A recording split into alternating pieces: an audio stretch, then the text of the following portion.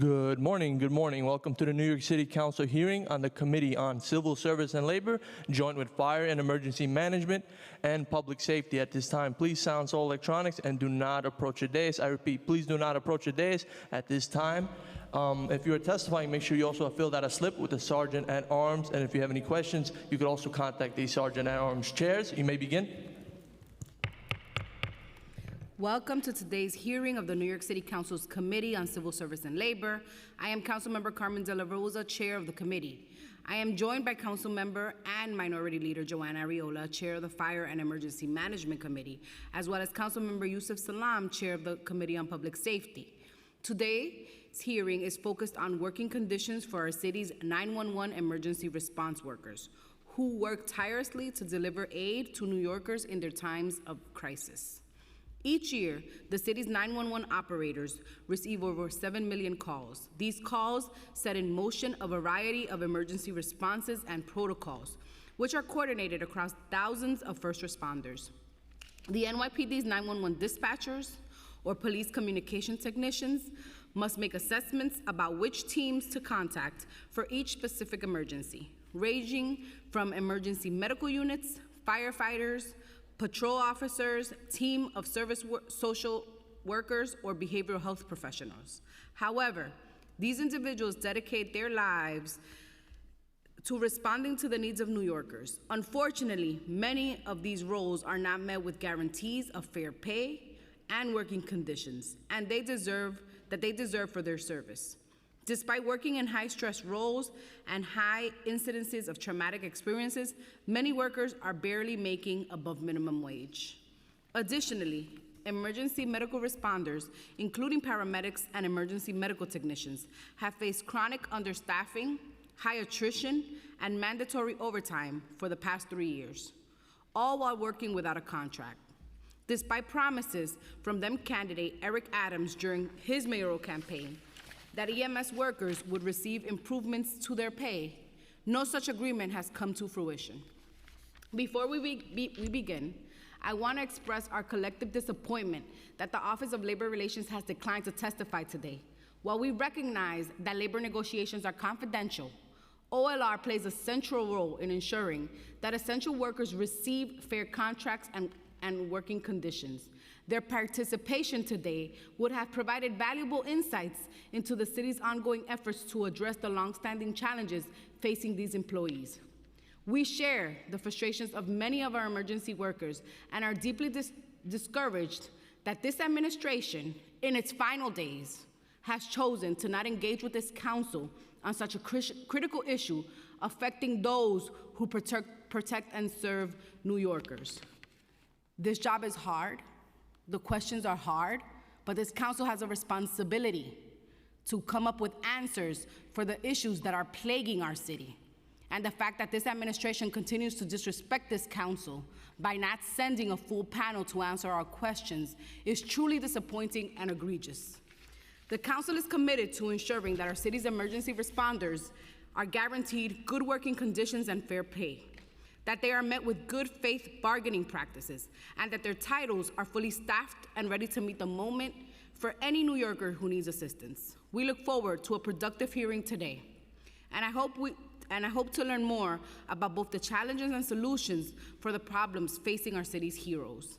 I'd like to thank committee staff, Senior Policy Analyst Elizabeth Arts, and Senior Legislative Counsel Ria Asawara for their hard work in preparing for this hearing. I'd also like to thank my staff, Chief of Staff James Burke, Legislative Director Kiana Diaz, and Communications Director Frey Familia for their hard work. Furthermore, we recognize that on the Civil Service and Labor Committee, we've been joined by Council Members Marte, Dinowitz, Caban, Felder, Salam, and I know there's some others that are here that are part of the Fire and Emergency Management Committee as well. I now turn to Chair Arreola for her opening remarks.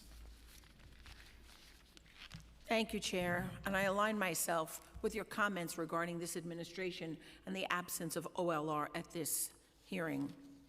Good morning and welcome to this hearing of the Committee on Fire and Emergency Management, meeting jointly with the Committees on Public Safety and Civil Service and Labor.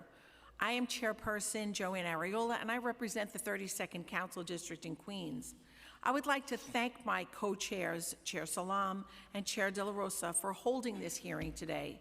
I would also like to recognize the members of Fire and Emergency Management Committee who are currently present. One is Chair De La Rosa, and another is new to our committee. Welcome, Council Member Simcha Felder. Today, the committee will be examining an issue that has been the center of the committee for numerous years, which is the working conditions of our first responders. Our firefighters have been doing work that is nothing short of heroes. They risk their lives every day to protect New Yorkers from fires and other hazardous conditions. We want to take a look at our bravest working conditions, specifically housing, improvements on gear, and any challenges that are faced by the department as it relates to working conditions. As previously stated by my colleague, our city's 911 dispatchers receive over 7 million calls. Often, our medical and fire dispatchers are overworked with long shifts, and yet they work tirelessly to keep our city safe and help those in need. We look forward to hearing specific concerns when it comes to taking our city's calls in the 911 system. Additionally, EMS has historically been affected by numerous areas of alarm regarding attrition, overtime usage of EMS workers as a result in multiple consecutive shifts, assaults on EMS workers, and above all, EMS pay parity. EMS salaries should be comparable to their counterparts in the FDNY and NYPD. By remedying this long-standing pay disparity, the city would help provide equality among EMS and other emergency medical personnel. With that said, we look forward to hearing testimony from the administration on this topic and exploring how this council can continue its dedication in delivering world-class emergency responses to New Yorkers and our city's visitors. I will now turn the microphone back over to Chair De La Rosa. Thank you so much, Chair. We've also been joined by Councilmember Morano as well as Councilmember Holden. I now turn over to Chair Salam for his statement on his resolution. Good morning, everyone. I'm Councilmember Yusuf Salam, Chair to the Committee on Public Safety. I want to welcome everyone and thank my colleagues, Chair De La Rosa of Civil Service and Labor, and Chair Arreola of Fire and Emergency Management for co-chairing this very important joint oversight hearing on working conditions within the New York City's emergency response system. We are joined by Public Safety Committee members Marte, Holden, and Caban. From a public safety perspective, the issues we will discuss today go to the very heart of how our city responds in moments of crisis. When a New Yorker dials 911, whether they are reporting a crime, a fire, or emergency medical situation, their first point of contact is often a police communications technician, commonly referred to as a 911 operator or dispatcher. These professionals answer our calls for help, triage emergencies, and coordinate with fire and EMS to direct police, fire, and EMS units, personnel, and equipment emergencies. The accuracy, speed, and judgment of these operators are vital to saving lives and getting help to the public. In recent years, we have seen troubling signs that the system is under strain. Reports from dispatchers, union leaders, and oversight entities point to staffing shortages, excessive mandatory overtime, and burnout among 911 operators. These conditions affect workers and threaten the reliability and the timeliness of the city's entire emergency response network. We have also heard concerns about delayed or mishandled 911 responses during major incidents, operators working 16-hour shifts, and a growing reliance on overtime to fill essential coverage gaps. These are not just labor issues, they are public safety issues. When our emergency call system is stretched thin, it directly impacts how quickly help arrives when New Yorkers need it most. Additionally, we want to discuss NYPD's continued challenges with overall headcount, recruitment, and retention of uniformed officers, and consider how these pressures compound one another. From the moment a 911 call is received to when officers are dispatched on the ground, ensuring adequate staffing, proper working conditions, and modernized support systems for both dispatchers and responding officers is critical to maintaining the public safety. Today, this committee wants to better understand the scope of these challenges. We want to know how the NYPD is addressing staff shortages among operators and officers and ensuring that they are not overworked or fatigued and adequately staffed. We also want to hear what safeguards are in place to ensure that emergency calls, including those related to mental health, are answered and triaged accurately without delay. Our goal is to understand how the department plans to stabilize both its civilian and uniform workforce so that New Yorkers can count on timely and effective emergency responses. I thank all our witnesses and participants for being here today, and we look forward to a thoughtful and constructive discussion. I'll now turn it back to Chair De La Rosa. Thank you so much, Chair Salam. We will now hear testimony from representatives of the NYPD and the FDNY. I turn the committee counsel to administer the oath for this panel. Do you affirm to tell the truth, the whole truth, and nothing but the truth before this committee, and to respond honestly to council member questions? I do. Thank you.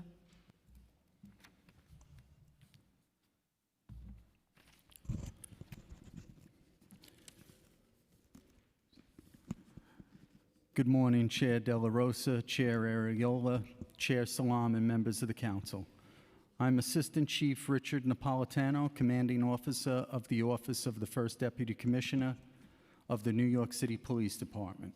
I'm joined today by Inspector Benvenido Martinez, Commanding Officer of the Department's Communications Division, as well as our partners from the New York City Fire Department. On behalf of Police Commissioner Tisch, we thank you for the opportunity to discuss the critical services provided by the department's police communication technicians, or PCTs, who serve as the department's 911 call operators. Under Commissioner Tisch, the department has taken substantial steps to reduce call delays in the 911 system times while simultaneously enhancing the quality of life for our PCTs. We look forward to sharing with you the significant strides we have made towards both of these goals. PCTs serve as the hub for the department's daily efforts to ensure public safety. As 911 call takers, they serve as the first point of contact for New Yorkers in moments of stress, agony, and sometimes terror. The 911 call takers then share vital information with the PCTs serving as dispatchers to generate a rapid and effective police response. All of this must be done quickly, accurately, and with sensitivity to the needs of witnesses and victims calling for help. This is demanding and stressful work, and the department has a responsibility to ensure the health and welfare of our PCTs. This is why one of Commissioner Tisch's earliest priorities as police commissioner was to optimize the efficiency of the call-taking system, expedite hiring, bolster training, and improve the quality of life of our PCTs. The most important step has been to increase staffing levels. We have hired over 200 PCTs since April. With another class expected before the end of the year, we are on track to far surpass 2023 and 2024 PCT hiring. We analyzed where inefficiencies existed in our deployment of PCTs and discovered that certain tours were understaffed while others were overstaffed. These mistakes have been corrected. We found particular staffing challenges for PCTs working 10-hour and 12-hour tours, so we reintroduced the 8-hour tours for PCTs. We also created a voluntary overtime sign-up system and allowed PCTs to swap tours as necessary. This ensures flexibility and allows PCTs to better schedule their days. These adjustments helped our PCTs and simultaneously resulted in a reduction in call delays. Between January and the end of September 2024, there were 189,343 delayed calls, and in the same time period in 2025, there was 108,421 delayed calls, a 42.7% decrease year-to-date. Year over year, looking at September 2024 compared to September 2025, we decreased call delays by 87%. Now the department answers 92% of calls within 5 seconds and 98% of calls within 30 seconds. For comparison, the established national standard for 911 calls is that 90% should be answered within 15 seconds. We also realized that we needed additional supervisory oversight in the 911 system. We now require a supervisor to review response times every 2 hours and to make real-time decisions about staffing and job assignment. What that means, for example, is that when a call comes over and there are no nearby units available to respond, the desk sergeant is alerted to the delay, and we will either redirect a call that is responding to a less critical job or reach out to an adjoining precinct for assistance. This small change helps quickly direct responses to emergencies and drive down response times. The department is also taking steps to improve working conditions for PCTs and boost morale. We are having regular meetings with DC 37 and Local 5911, the unions representing the PCTs, to understand the concerns of PCTs and affirmatively address them. We are working to update and modernize the 911 call centers where PCTs work. We are taking steps to recognize our top-performing PCTs for their outstanding efforts. And we are making sure that when a PCT experiences a traumatic call, that the PCT is able to take a break from the phones and has mental health resources available to provide support. The PCTs are so important to the department and to the people of New York City, and we must continue to provide them with resources and support. Thank you for the opportunity to speak with you today, and we look forward to answering any questions you may have.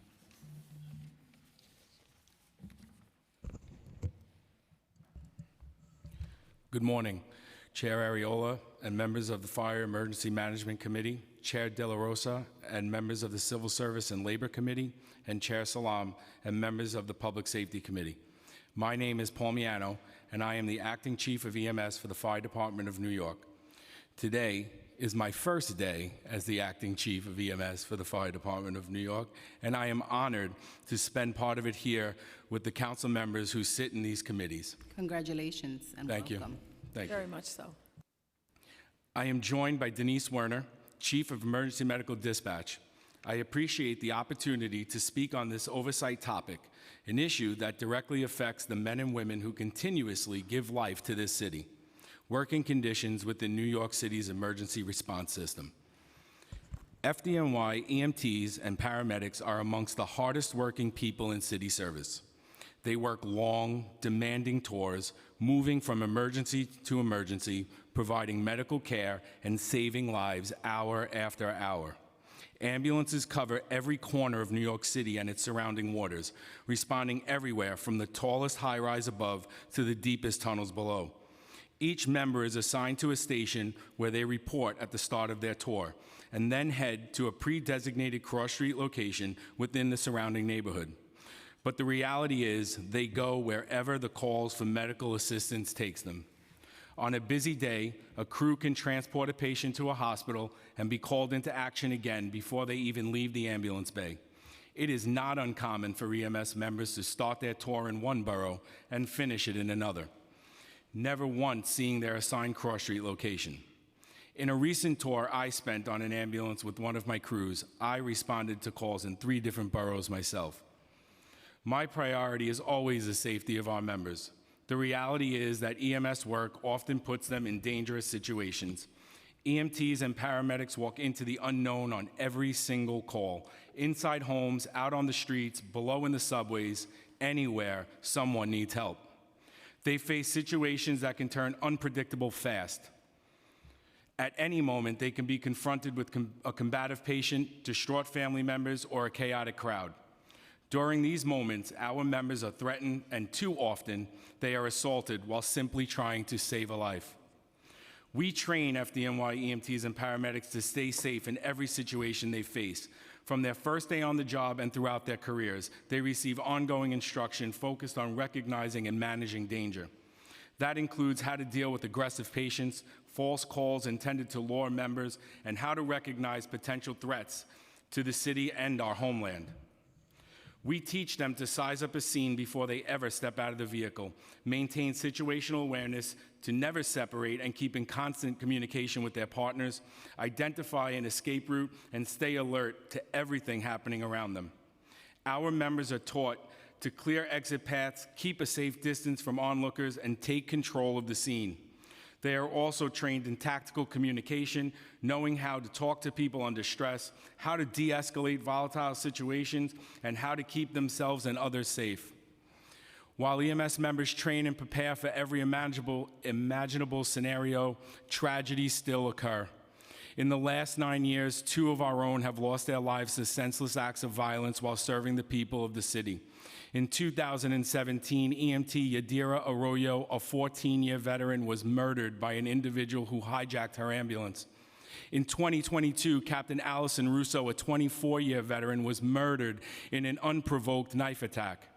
We mourn their loss and the losses of all of our members who have died in the line of duty, including those who have been victims of vehicular accidents like Andre Lehens, communicable diseases like Tracy Allen Lee, cardiac events like Barbara Papo, and injuries sustained while caring for others like Brendan Pearson. Today and every day, their memory and their legacy continue to drive the department's commitment to keeping every member safe. EMS members are trained to check premise histories of an address when available before they arrive so they have a better sense of the environment they are walking into. We work closely with our NYPD partners, and our EMTs and paramedics know that they can immediately call for help if they encounter weapons, acts of violence, or if the tone of a scene begins to turn aggressive. Members are trained to recognize when a situation may become unsafe and to act quickly by calling for assistance, communicating with dispatchers who can alert nearby units, and in the worst cases, removing themselves completely from danger. We know that not every scene is going to be an ideal circumstance. However, when we approach a situation, EMTs and paramedics ask themselves, is the scene safe enough? That is why the department works to make sure every member has the training, awareness, and support they need to complete their tour safely and go home afterward, unharmed, to their families. Beyond physical danger, the work of an EMT or paramedic takes a heavy mental, emotional toll. Our members operate in high-pressure situations where every decision they make can mean the difference between life and death. They are expected to be the calm in the midst of chaos. Day after day, they witness tragedy, trauma, and loss while trying to comfort people who are experiencing the worst moments of their lives. It can be even harder when the person in need is one of our own or another first responder.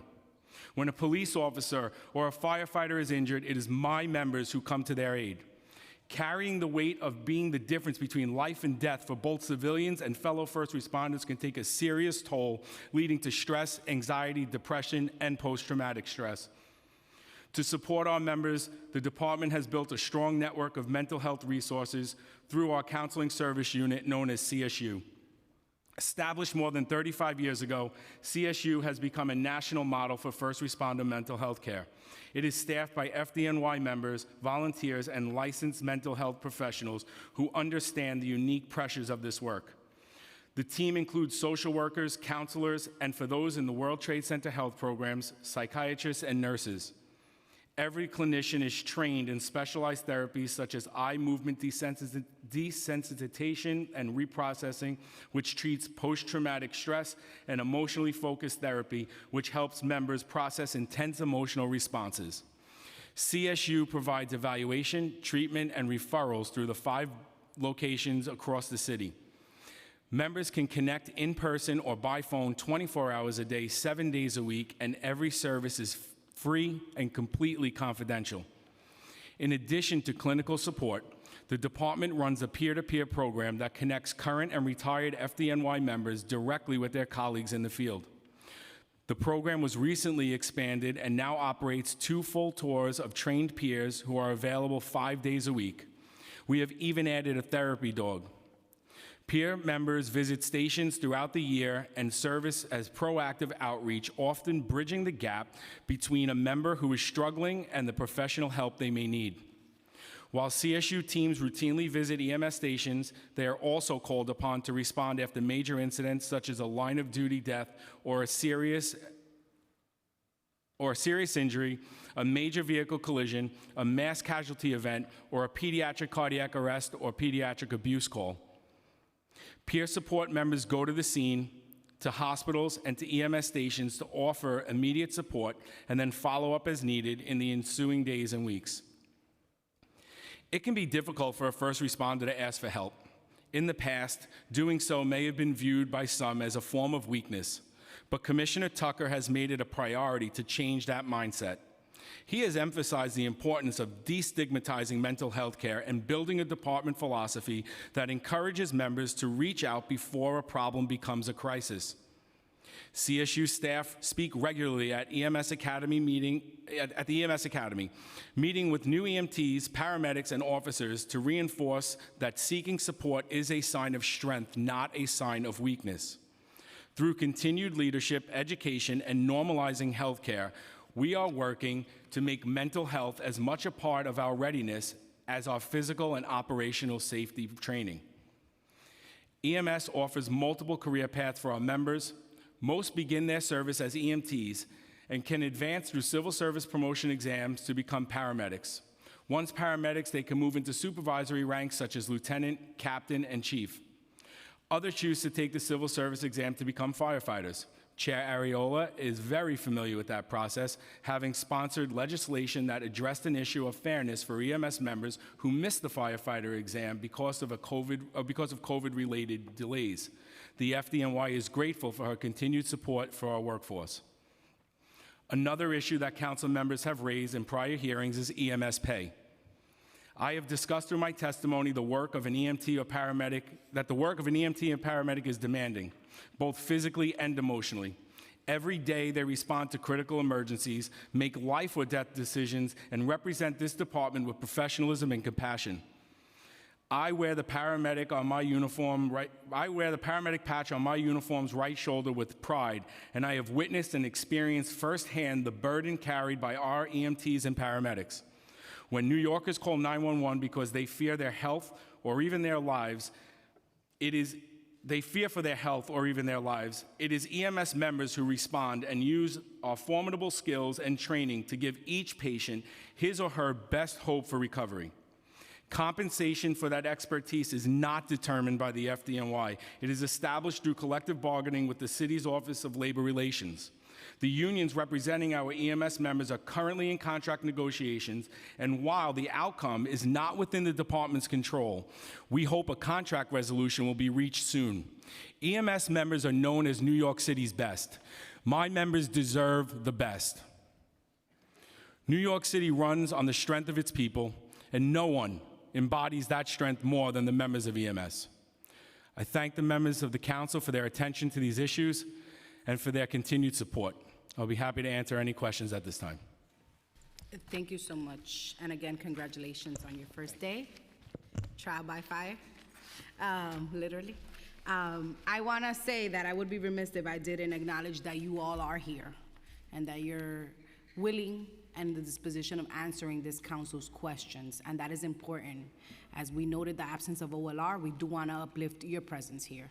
And we are hoping, as we take these issues so seriously because they're the issues that New Yorkers are talking to us every single day, that we're able to have a productive conversation. And from your testimony, it seems like that is the energy we're going into this hearing with. I have a few questions for the NYPD, and we have a lot of questions overall, so I'm gonna try not to hog up too much time, but I do wanna ask about the NYPD about recruitment for PCTs. What's the average recruitment timeline for new PCTs from exam to full certification?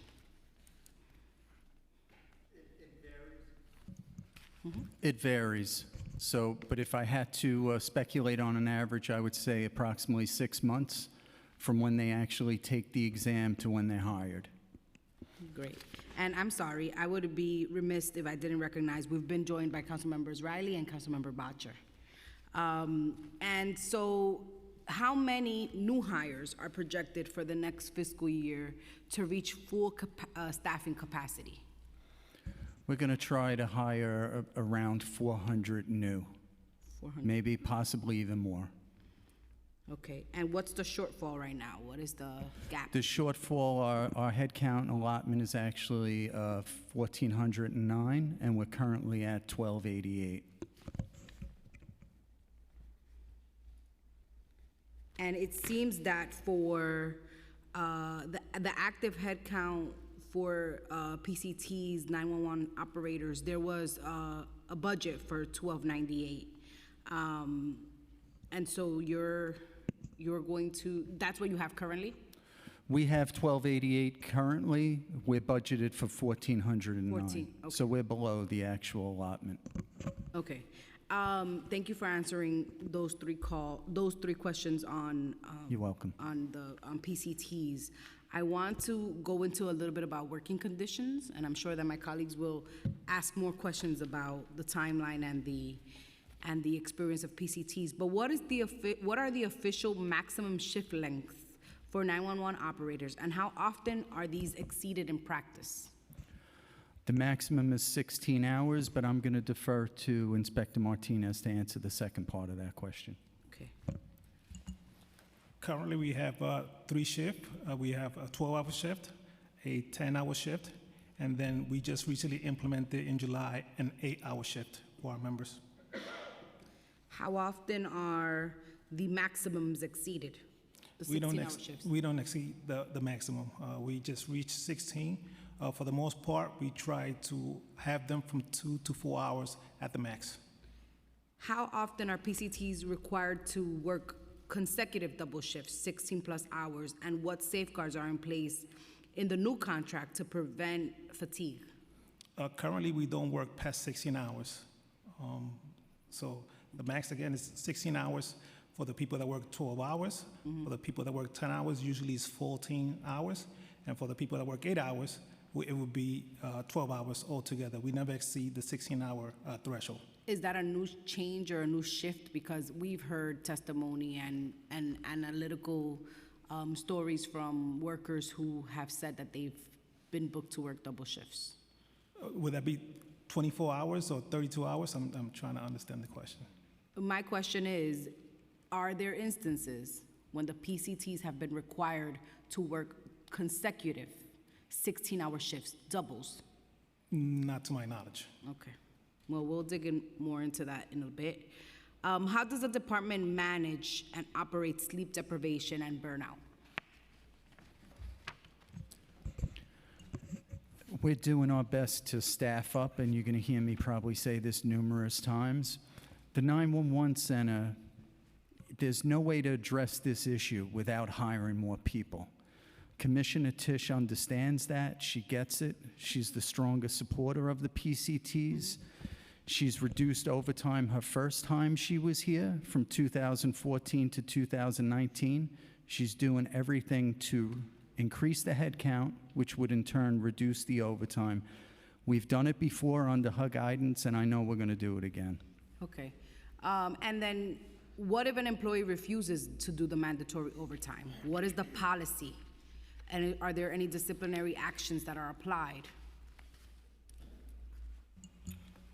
For the most part, when the PCTs are ordered, they tend to work the mandatory overtime. In some instances, when they say they can't work the overtime, at times I even discuss it with the union and they bring it to my attention. And if they can't work the overtime, again, we have to provide services to the public in New York. 1 or 2 people that express that they may be fatigued or tired, I'll allow them to go home. So it's at the discretion of the department? Discretion and also the needs of the department. If we have a certain volume, we have to maintain the flow. So we'll have to hold them, but again, it's on a case-by-case basis. And on occurrences, people have brought it to my attention, and I allow them to go home without any type of discipline. Okay, I feel responsibility as the chair of this labor committee to bring up an instance that I heard from a worker. There was a 911 operator that I spoke to who said that she has an open ACS case, because she was unable to be there for her child.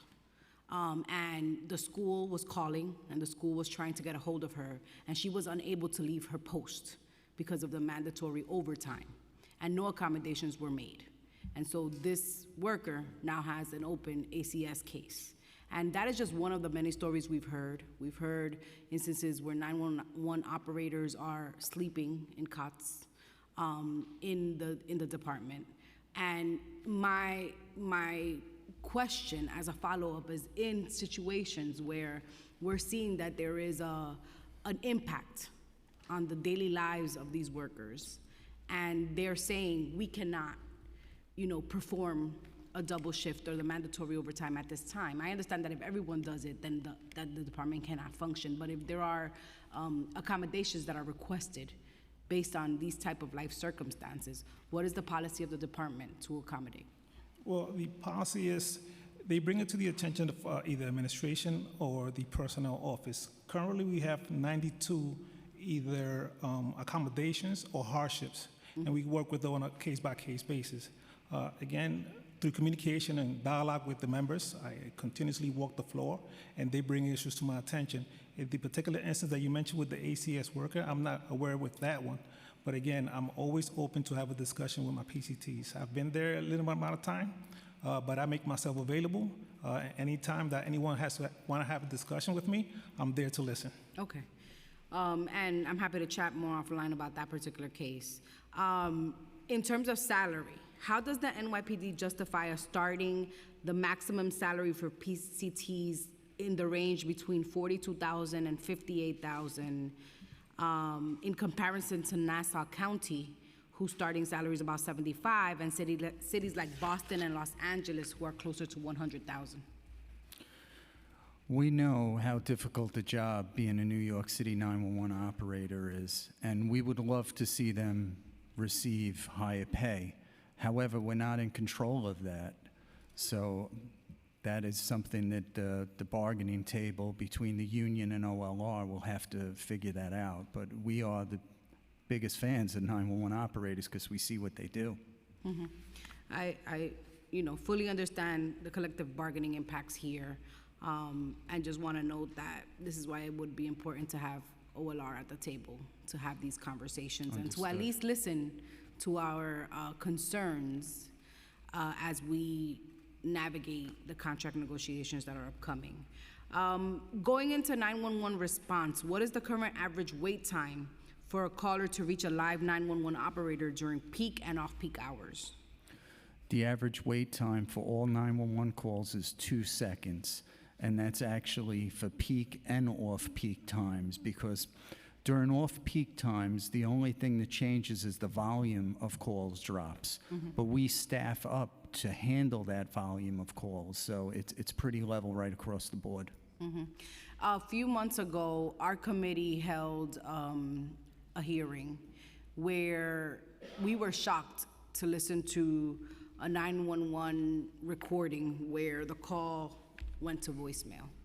And DC 37 President, Executive Director Henry Garrido brought up the situation about calls being routed to an automatic message due to the unavailability of operators. How often do callers receive voicemail?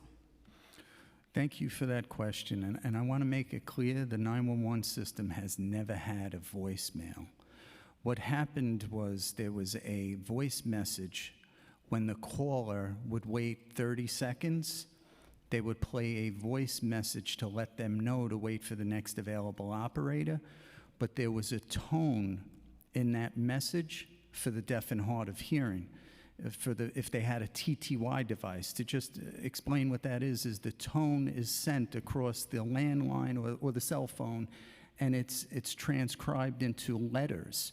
So they would hear that tone, and they would be confused that was a voicemail, and it was understandable. So as soon as that was brought to our attention, as soon as we found out about that, we immediately changed that message, that delay message is what we call it, to the current one, and that happened on April 10th. But just to repeat that, 911 has never had a voicemail. So there's no voicemail. So if a person is calling, and what will happen if they don't get through to a person? They're just put on hold? If there's not an answer the phone's going to ring. So it's going to say, you could say 5-6 second rings. You're going to hear that. Then it's going to go to a voice message. It's going to say, please hold for the next available operator. There are none currently available. That's what'll happen. Then once it's ready for a call taker, has basically an open slot to take that call, then it will transfer to the call taker. You're going to hear a very short ring, maybe a half a second, and then the call taker will pick up the phone and say, 911, do you need police, fire, or medical? Okay. So there's absolutely no voicemail, and there never has been. So, but you mentioned the 30 seconds. So at the 30-second mark, they get this message. They do. Okay. And that message that was so confusing was changed on April 10th of this year. So how often do you have data that shows how often callers are getting the 30-second sort of message?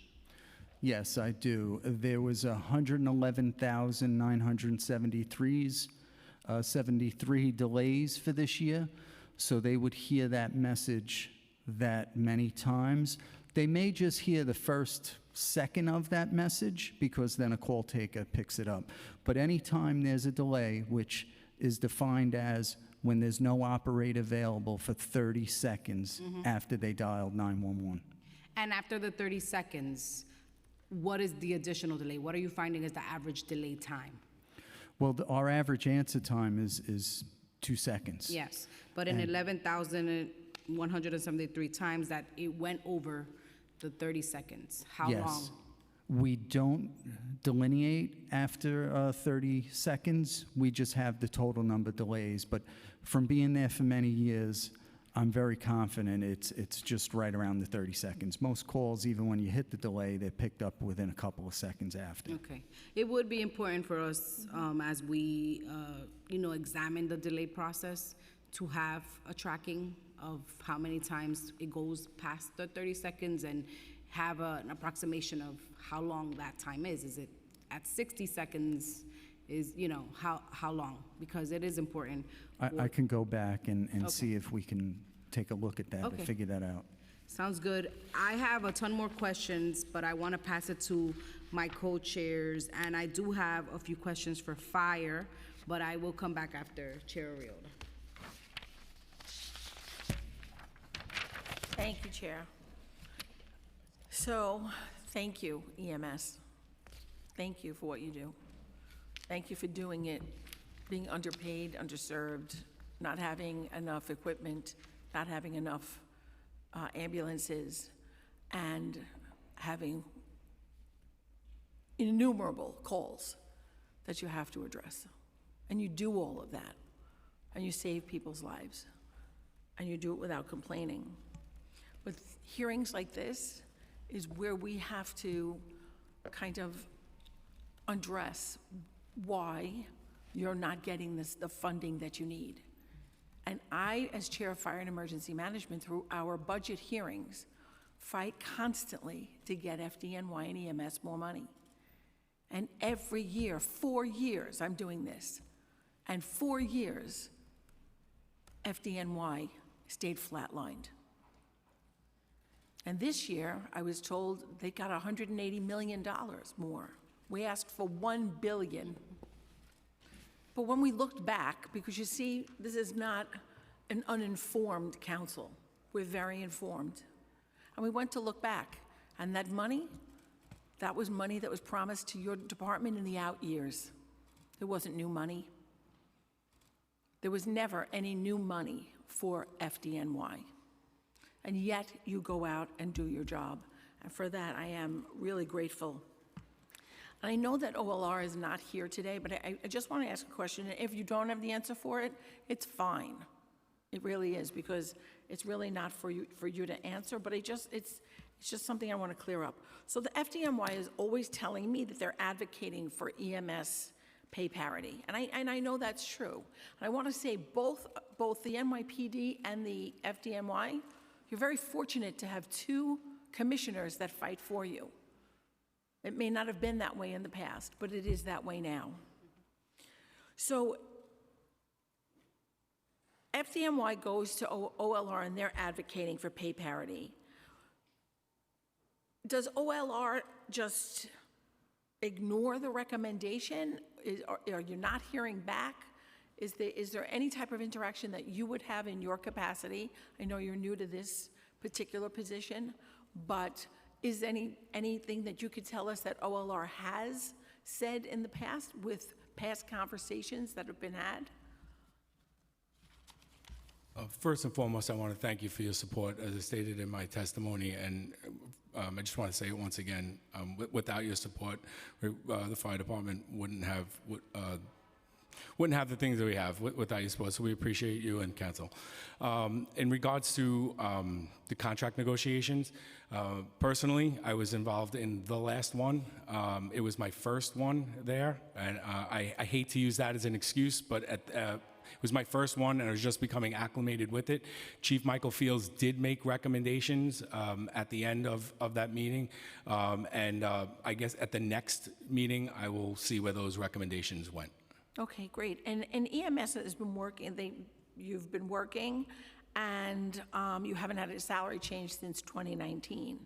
So there was a new contract, there was a minimal amount of pay that was increased in the new contract, despite all the work that the frontline workers and the first responders did during COVID. Did that include back pay? Do you remember if that included back pay? I believe there was retroactive pay in that. It was retro. Okay, thank you. Thank you. Great start for your first day. So EMS workforce has reportedly declined from 4,600 pre-pandemic to about 4,100 members in their workforce now. What exit data or surveys has FDNY collected from departing EMTs and paramedics? So thank you for that question. We did think that may be a question. I do have the information here. So we look at our attrition rate, and currently our attrition rate for 2025 is at 5% of our workforce has separated from the FDNY. Okay, and how long, on average, does it take to fill an EMT and paramedic position once it becomes vacant? So that varies because we do not replace an EMT or paramedic on a one-for-one basis. We do a calling off of a civil service list. Just yesterday, we graduated 152 new members of New York City's Best. They are out there right now, maybe in that ambulance that you hear going by. But in regards to our training classes, we have expanded the amount of people we're able to put into a training class up to the number of 200, and we are looking on how to expand that even further.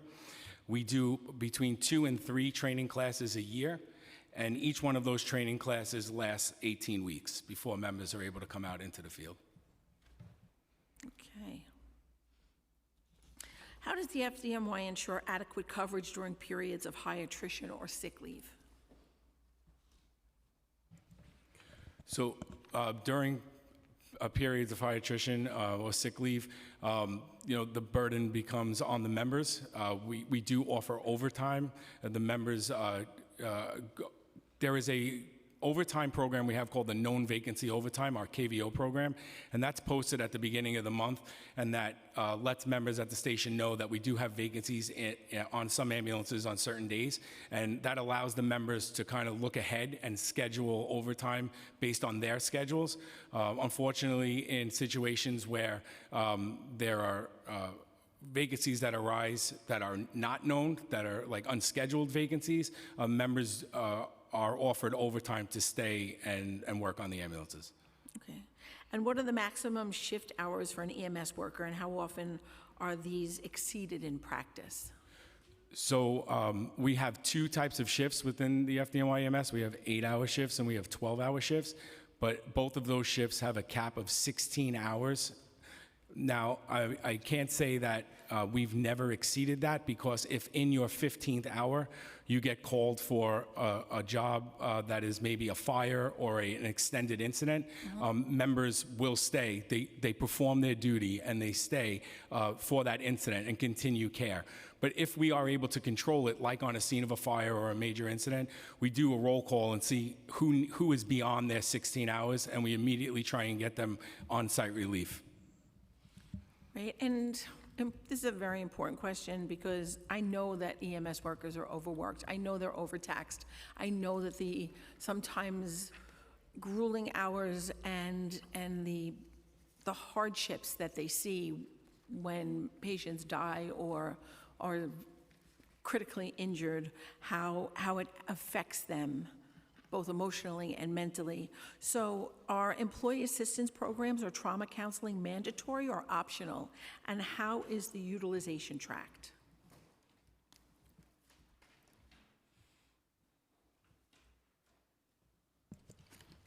So employee assistance programs like the counseling service unit, as well as our peer support unit are in place. They're available 24 hours a day.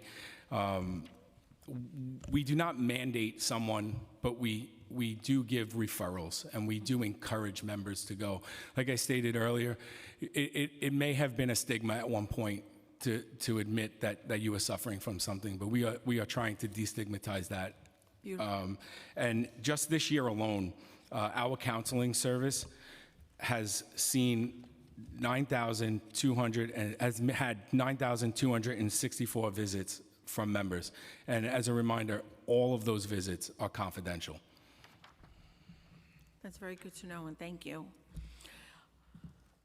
Recruitment is always a problem, especially when the pay for the beginning of an EMT worker is slightly above minimum wage.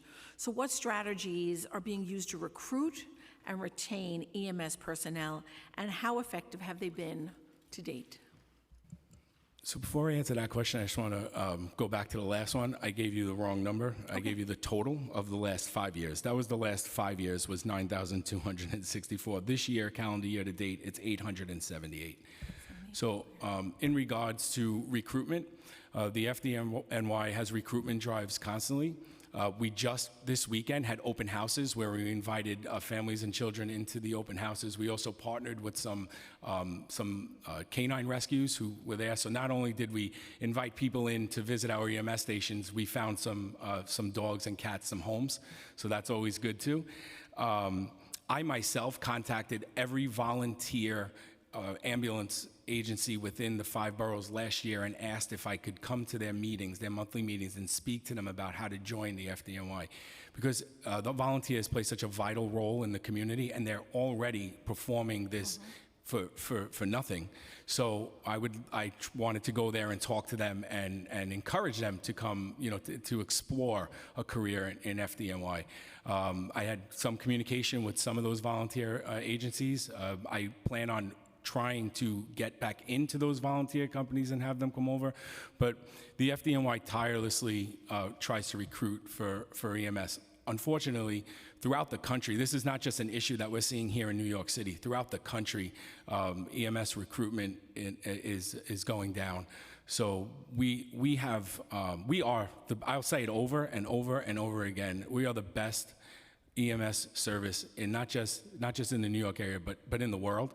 And I would love invite anyone who has any interest in coming over to EMS to contact our recruitment department so we can get them the information that they need. I am so impressed with your answer, all of your answers, but your last answer, because you recognize the value of volunteer fire departments and ambulance corps. I have 5 in my district. And a lot of times, they also go underappreciated. And the fact that you would look to recruit from that particular demographic shows that you really know how to think out of the box, and you shouldn't be interim, you should be actual. Let's talk about operational reforms and response times. In the 2025 Mayor's Management Report shows a drop in daily in-service ambulance hours and a rise in response times. What factors have contributed to the decline in the in-service hours, and how many ambulances are currently out of service each day due to staffing shortages? So in regards to ambulance outages due to staffing shortages, I receive those numbers daily, and last night we ran down 27 ambulances out of the 646 ambulances that we are normally run in a day. All of those were due to staffing. None of them were due to vehicle issues or vehicles being off service. In regards to response time, there is so many different factors that affect response times, from your recent video about bike lanes, right? All the way up and through emergency room turnaround times, in which the fire department has addressed by starting a hospital liaison unit, where we have EMTs and an officer inside of a hospital. We have 15 of them throughout the city in 3 boroughs, and what they do is when we have a low acuity call that comes into the emergency room, they're able to take over that patient, so that this way the ambulance can return back to service, and those members can make sure that the patient who's brought in by EMS is seen by the emergency room, and they receive the same report as if the ambulance that brought them was going to give it.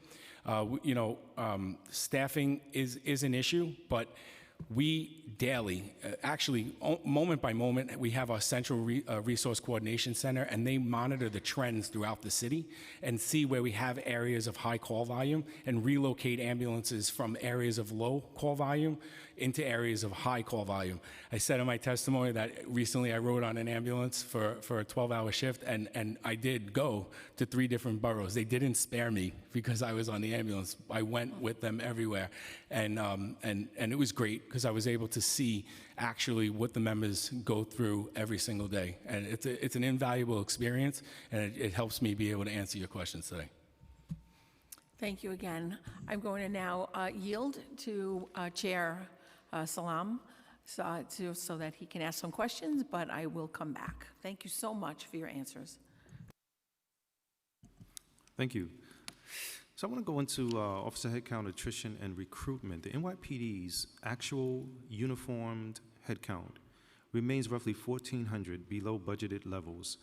What are the main barriers preventing the department from reaching full staffing?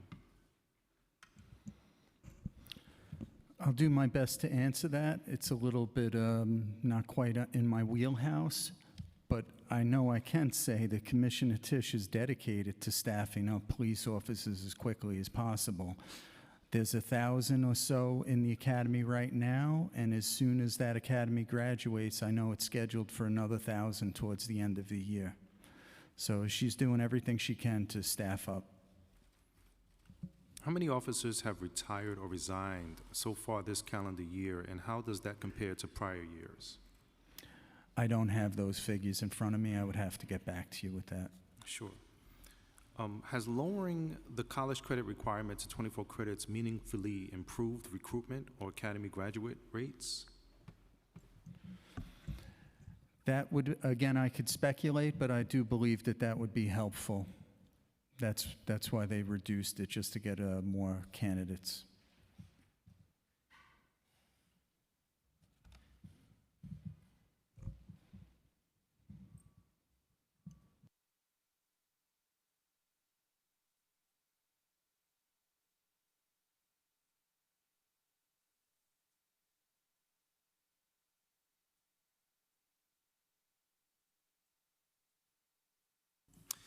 Reliance on overtime and officer fatigue.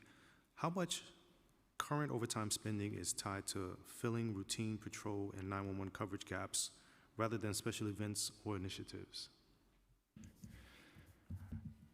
I came here as a representative. I'm not trying to dodge any questions for the 911 center. I really do not have the patrol figures in front of me, but we can get back to you with that. Sure. All right. So what I'll do is I'll yield back and come back for a second round. Thanks. Thank you, Chair Salam. So I want to recognize that we've been joined by Councilmember Stevens as well. And we want to recognize Councilmember Feliz on Zoom, who has joined us. And we want to pass it over now to Councilmember Caban, followed by Councilmember Holden, and then Councilmember Stevens for questions. Thank you very much. I will start, where do I want to start? I'll start with the FDNY. What training is provided to EMTs serving on BHERD teams? I'm sorry, did you say training for BHERD teams? Yeah, what training, what training is provided to EMTs that are serving on BHERD teams, and how does it differ from standard EMT training? So BHERD members, the BHERD program is a collaboration with H&H where EMS members staff it with social workers. Yep. These members go to specific classes that they learn how to work alongside of the social workers to be able to de-escalate situations where someone is having a mental issue crisis, and they work to be able to control these situations along with the social workers. And if that situation leads to the patient needing to be transported to a hospital, the members are able to identify that with social workers, and they work together. But I guess what I'm asking is there like specifically different training protocols or something additional to sort of the standard EMT training for those who are part of BHERD teams? And if you're not sure what that is, I would love if you could get back to us on that. So all members go through a BHERD style training, but members specifically assigned to BHERD do go to an additional training class. The specifics of that class, I'll be more than happy to get back to you. That would be great. I would love to know the length and sort of what's involved in it. What's the current turnover rate for EMTs on a BHERD team? Specifically for BHERD, that also, I apologize, I would have to get back to you on. Sounds good. I'm going to be asking a lot of questions about BHERD. I'm really grateful for the work that BHERD is doing, and I know that there's lots of room to increase the quality of that work. What mental health supports or wellness resources are available to BHERD teams? Are any of the supports like mandatory? Are they optional? Are they embedded into the workplace practices, or are those just the general supports that are available to EMT across the board? And I will just also mention that, I was one of the members who fought really hard for the Crisis to Care package that won the pilot EMS wellness and peer support program to expand mental health services to your workers. So that's like incredibly, incredibly important to myself and obviously a lot of our colleagues. So, thank you for that. Our peer support and CSU service is available for all of our members 24 hours a day. There isn't one specifically set up for BHERD members. All of our members can seek support. And how are they embedded into the workplace? Are they at station houses? Are they at a particular location? Are they virtual? Like, what does access to them look like? So BHERD members and social workers are stationed at stations throughout the city.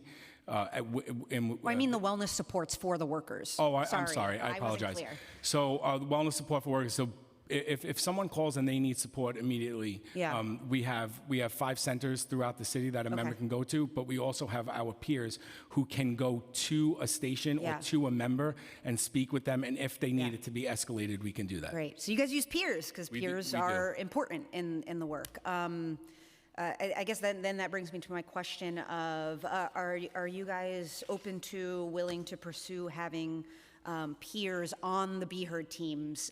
In Albuquerque and their responder program, they have peers. In Portland, in their response system, they have peers. There's a lot of really good data around that, but BHERD does not have peers at this point. So what's the department's position on that? The BHERD program, like I said, is a collaboration with H&H, and the FDNY supports H&H in that program. So I don't currently have a position on what you just raised. This is the first time that I'm hearing of something like that. But I'm sure we can bring it up in ongoing discussions. Thank you. And I'm just going to rapid fire a few questions because I know I don't have much time left. Might be going back and forth between NYPD and FDNY, so I apologize. But going to dispatch, and I actually had the opportunity to stand in a dispatch room in Portland as they were doing these calls. Is there a mental health professional or clinician in dispatch, helping dispatchers code calls, because again, that is something that actually is being done in some municipalities to help with the coding, because after collecting data, there have been struggles with how calls are getting coded, and more of them could be going to the alternative. So that's one question. The other question I'm going to shift to the support for the dispatchers. When a dispatch member has like a particularly traumatic or triggering call, what's the protocol there? Are they immediately taken off the floor? Where are they taken to? How long are they taken off the floor for? Is it something where they might get sent home for the day if they feel that it's appropriate? Like how are we supporting dispatchers on that front? And then, chairs, can I just add one or two more questions in there? Okay. And let's see. And then, okay, and also to dispatch, I guess it's connected to my question about if there's a mental health professional in dispatch. How does dispatch algorithm determine when to route calls to be heard teams? Like, what's the criteria, decision-making logic, and what circumstances are emergency calls ever diverted to 988 instead of 911 and vice versa? Sorry, that was a lot. I can answer for the NYPD. There actually is professionals, counselors that we have, because we have an EAU unit staffed of 1 and 5 that cover both centers, and we're actually bolstering that shortly if we haven't already. We might have just started that. So the second part of the question was if there's a very traumatic call, we actually do basically tap the dispatcher, the call taker on the shoulder when there's a minute break, and we mandate it, but just mandate them to go sit down with the counselor that's on service. So we find that they've been very receptive to that. We have over 543 referrals this year for that unit, EAU, where they actually sat down and spoke with the counselors. It's been very productive. How long are those conversations? Like, how long are they sitting there? Or are they allowed to just like sit in a room after they've spoken to a counselor, decompress? Are there limitations on how long they sit? Just trying to get a sense of what that process looks like for a dispatcher. Yes, it's really up to the individual. If somebody says to us, I'm fine, I'd like to go back to work, we honor their request. If somebody is visibly shaken or says, I'm going to need a little more time, that was very stressful and I'm a little shaken up, we will give them as much time as they need. And that could go on for a couple of weeks if need be. We would give them a different assignment, something at a less stressful pace. So we're very, understanding when it comes to this. We understand how difficult their job is, and we give them all the time they need. Thank you. So for EMS, we do not have someone specifically there, but we do have, like I said, that 24-hour service as well as the peer supports who can come. I will tell you that we recently, I believe it was last year, we wrote a procedure, and that procedure does not allow a member to just shake it off. The last thing I want is somebody who tells us that they're okay, and then they go home and they're not.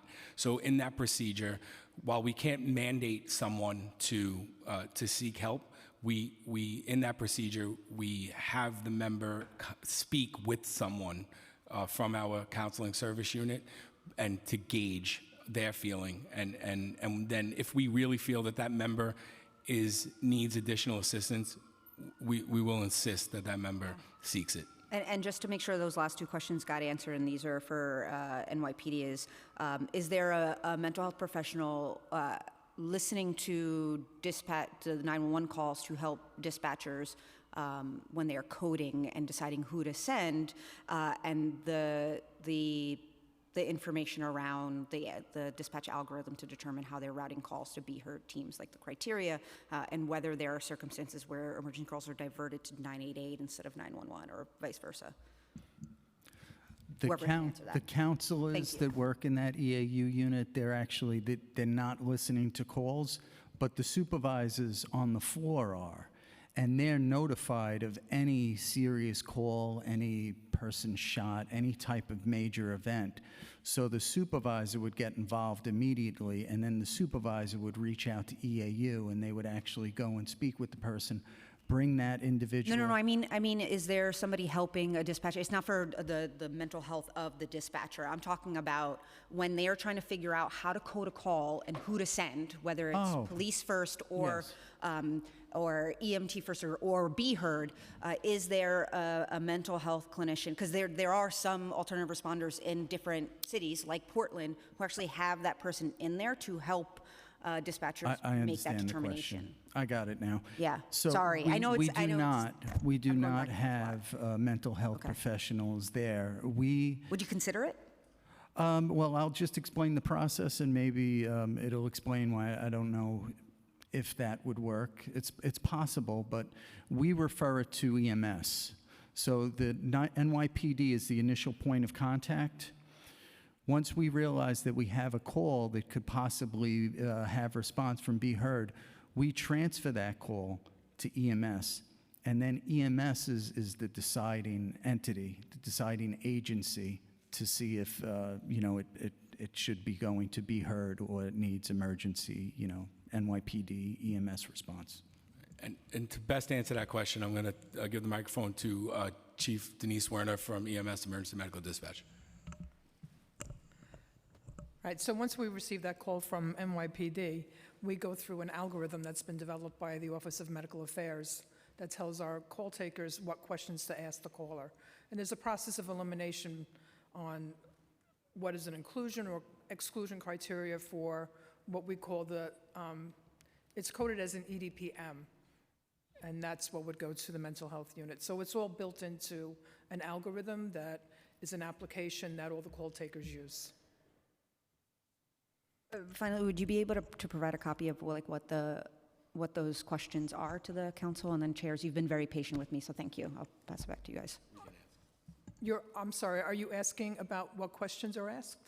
Yeah, what the protocol is. Right. I can get the algorithm actually supplied to you. Yeah, if you could send it also to the committee. Thank you, Councilmember Caban. We've also been joined by Councilmember Menon, and now we have questions from Councilmember Holden. All right. Thank you, chairs. And thank you, chiefs, for your testimony. It's nice to see you again. Let's say to follow up on some of the questions from my colleague, we have a mental health episode. EMS arrives first. The person is deemed to be dangerous. What's the protocol on that? The police are called, but they're not there because we have a shortage of police and EMS. So first of all, how often does an episode like that or a call like that where the EMS responds first, and what do? Do they disengage with the person? There might be a weapon involved. What's the protocol from EMS? So in a situation like that, in my previous testimony, I stated EMS enters dangerous situations at all We know times. that, yeah. Sometimes we don't know what we're walking into until we get there. So if we find ourselves in one of those situations, the EMS members are trained to try and de-escalate that situation. And at the same time, while they're de-escalating that situation, they are relaying that information, that critical information, to our emergency medical dispatch, who is contacting NYPD and additional resources of EMS members in the area to assist. EMS members are also trained to remove themselves as best as possible from those situations and try and I hate to use the word retreat, but retreat to a safe area or an area of refuge where they're not, in immediate harm's way. So, and this probably happens a lot. So let's say the person has a weapon and they're experiencing an episode, but the police are minutes away or longer. Again, do they just disengage, go into the ambulance, let's say, lock the doors? Do they have anything like a mace to protect themselves? Do they have a taser? Are they trained in mental health? That kind of, how do they de-escalate, first of all? But more importantly, if there's a dangerous situation, what do you tell your EMS workers? Okay, so we do not carry any type of taser, mace, or anything like that. I'm going to give you a brief personal experience when I was an EMT in Brooklyn, where I myself had a gun pulled on me at the scene of an assignment. Knowing that was happening, my partner relayed to our dispatchers that we were in trouble. And honestly, within moments, my NYPD partners were there. And they were able to take control of that situation. And I'm forever thankful for that. So just thank you, NYPD, for that specific incident and the ones that you come to my members' aids all the time. What I will tell you is that our members are trained in tactical communication and trying to have the ability to de-escalate those types of situations. We do also provide them a self-defense training. That self-defense training is not the initial response from my EMS members. My EMS members are professionals, and they're professionals in what they do every single day, and that self-defense is the absolute last resort of defense against a situation that they might find themselves in, like the one you described. So again, but if the person has a weapon, whether it's a knife, gun, or anything, or a club, or anything else, that they need to, so did they move the ambulance away? Did it go inside? Did it get out of the area?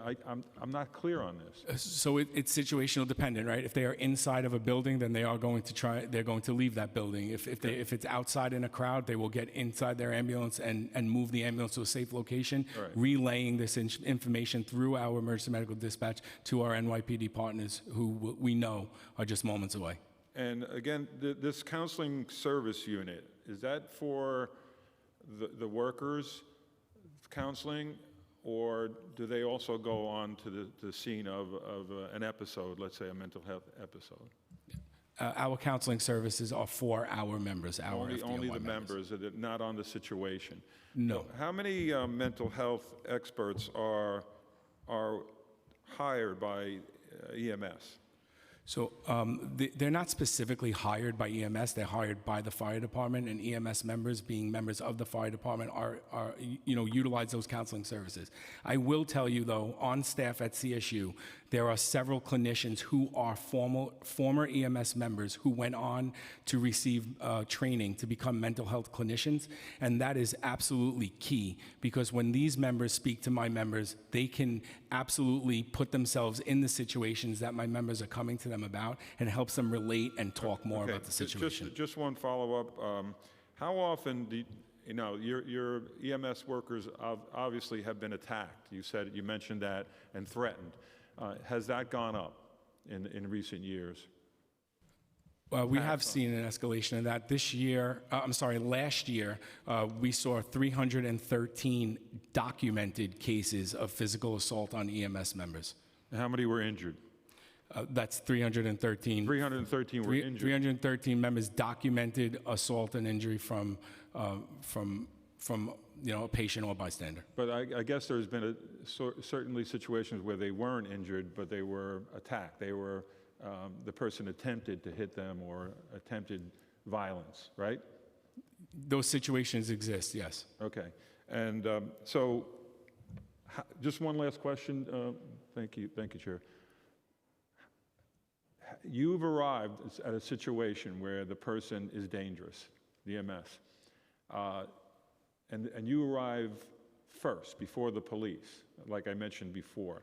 Is that happening more often since we have a shortage of police officers? That would be anecdotal, and I would not be able to give you an answer to that. So there's no, when you go to a scene, let's say it's a mental health scene situation, and I see the EMS arrive many more times than before, and even the fire department with their units arrive before the police. Do you keep track of that? So, there are several situations where that could occur, right? It depends on the call type. If the call type is like Chief Werner described, an EDPM, that does not get an NYPD response. So you would only see EMS at that scene. No, but where both were called. Okay. So what I just want to explain about the 911 system is that when a call is made into 911, it looks for the closest unit from NYPD as well as EMS as well as fire. So it just may be that the ambulance was the closest unit to the call at that time, but that does not diminish the response. But I just want to gather the information. If EMT is arriving more often than before, the NYPD used to have more when we had 38,000 officers. Now we have 32,000. There has to be some kind of ramifications and problems that are putting EMT workers in harm's way more. So again, I understand and appreciate what you're saying, but I don't have that information to be able to comment Okay, on. all right, thank you, chairs. Okay, and if there's a way to get that information back, if there is some way to aggregate it and give it back to the committee, we're happy to accept it after. Thank you, Councilmember Stevens. Hello, good morning, or good afternoon, or both.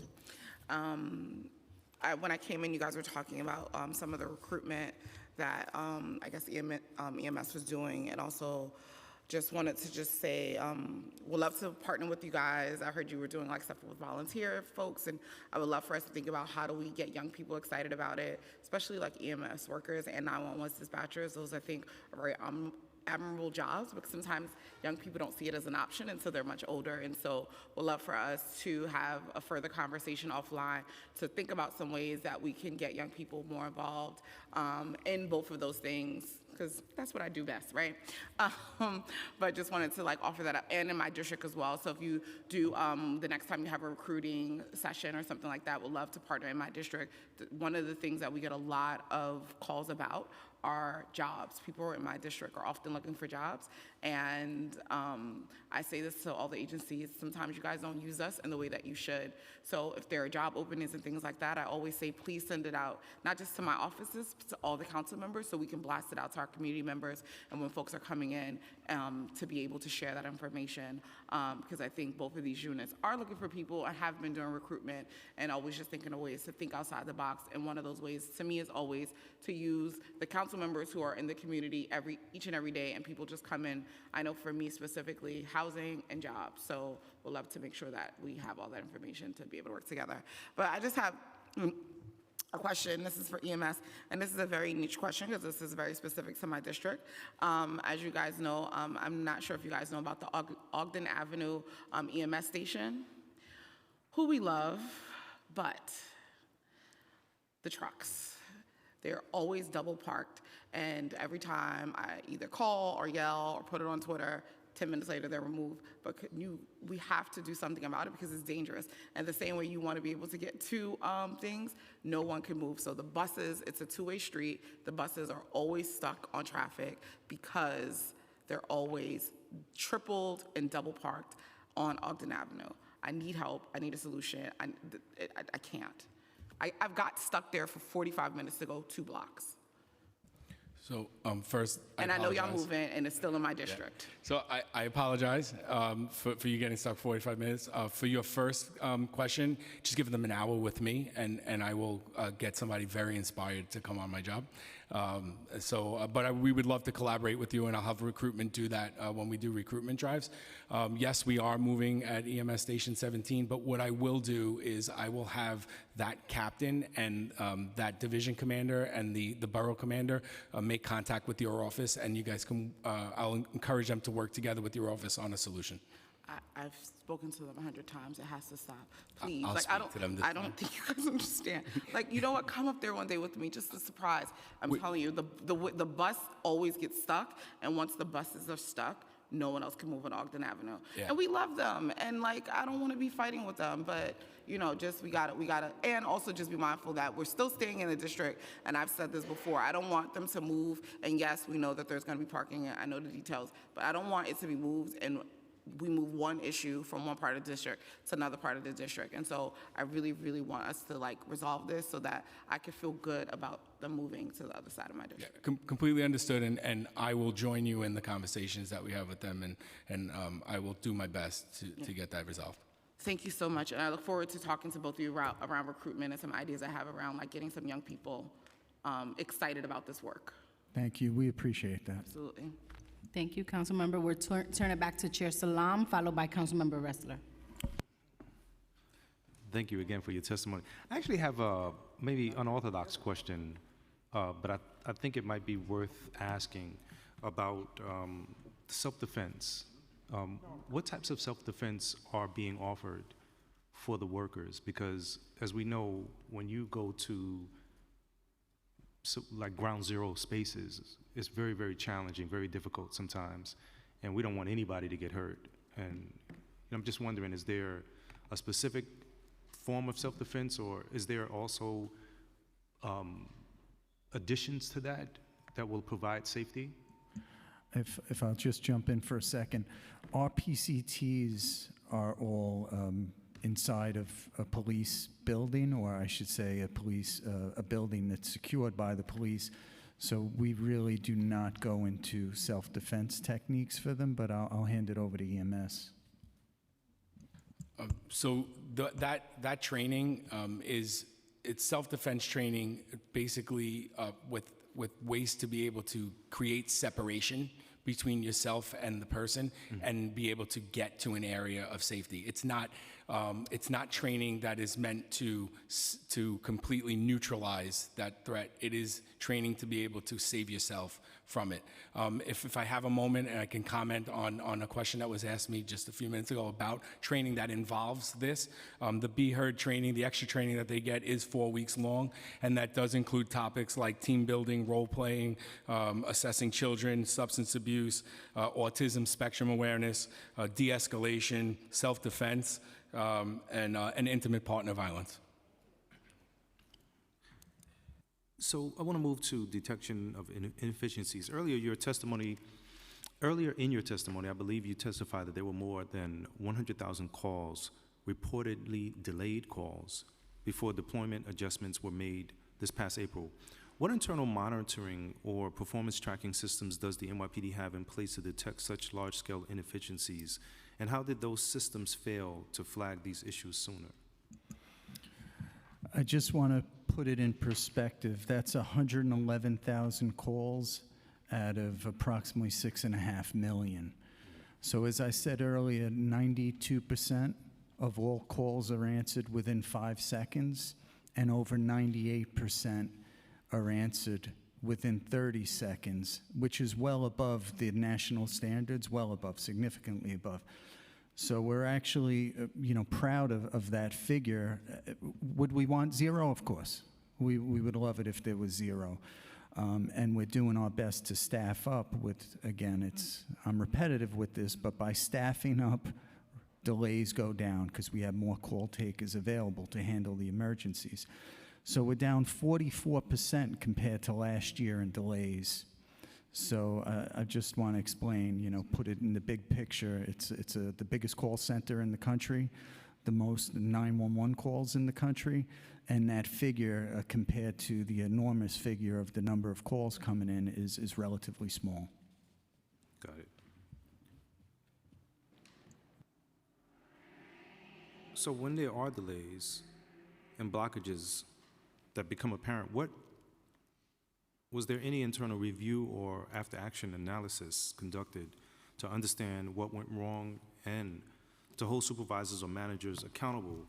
And if so, what were the findings?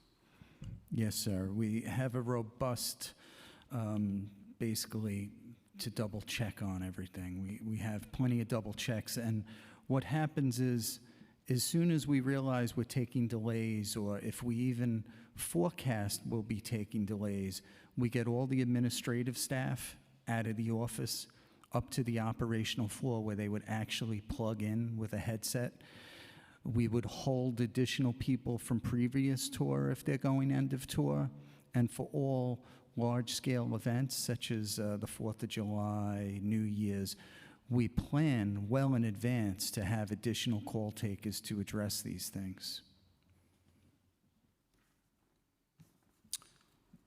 Did the PCT's union or call center supervisors raise concerns about prolonged hold times or excessive workloads prior to April 2024? And if they did, how did the NYPD management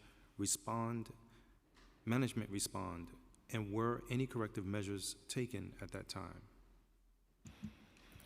Yes, we received those complaints, and I could just say that from my time being there, that it happens, and we want to do the best for everyone. But of course, you inevitably receive some complaints like that. So in April, that's when we started, again, that's when we started this big hiring push to address this. So they did voice their concerns. In April, I actually got involved with the 911 system again. I used to work there in the past, now I'm involved. We have regular meetings with the union. I actually, myself and Commissioner Hart, we have them with the overhead union, and Inspector Martinez, sitting next to me, has them with the local union. So we're in constant communication with them to address any of their issues. Does the department, bless you. Does the department conduct regular audits or automated reporting to compare live call volumes against staffing capacity? Absolutely, constantly. We have systems in the office where we can actually see the number of calls that are coming in, how many operators are on calls, how many are available. We send out basically the call volume every hour, showing where the call volume was, so we can prepare for the next hour.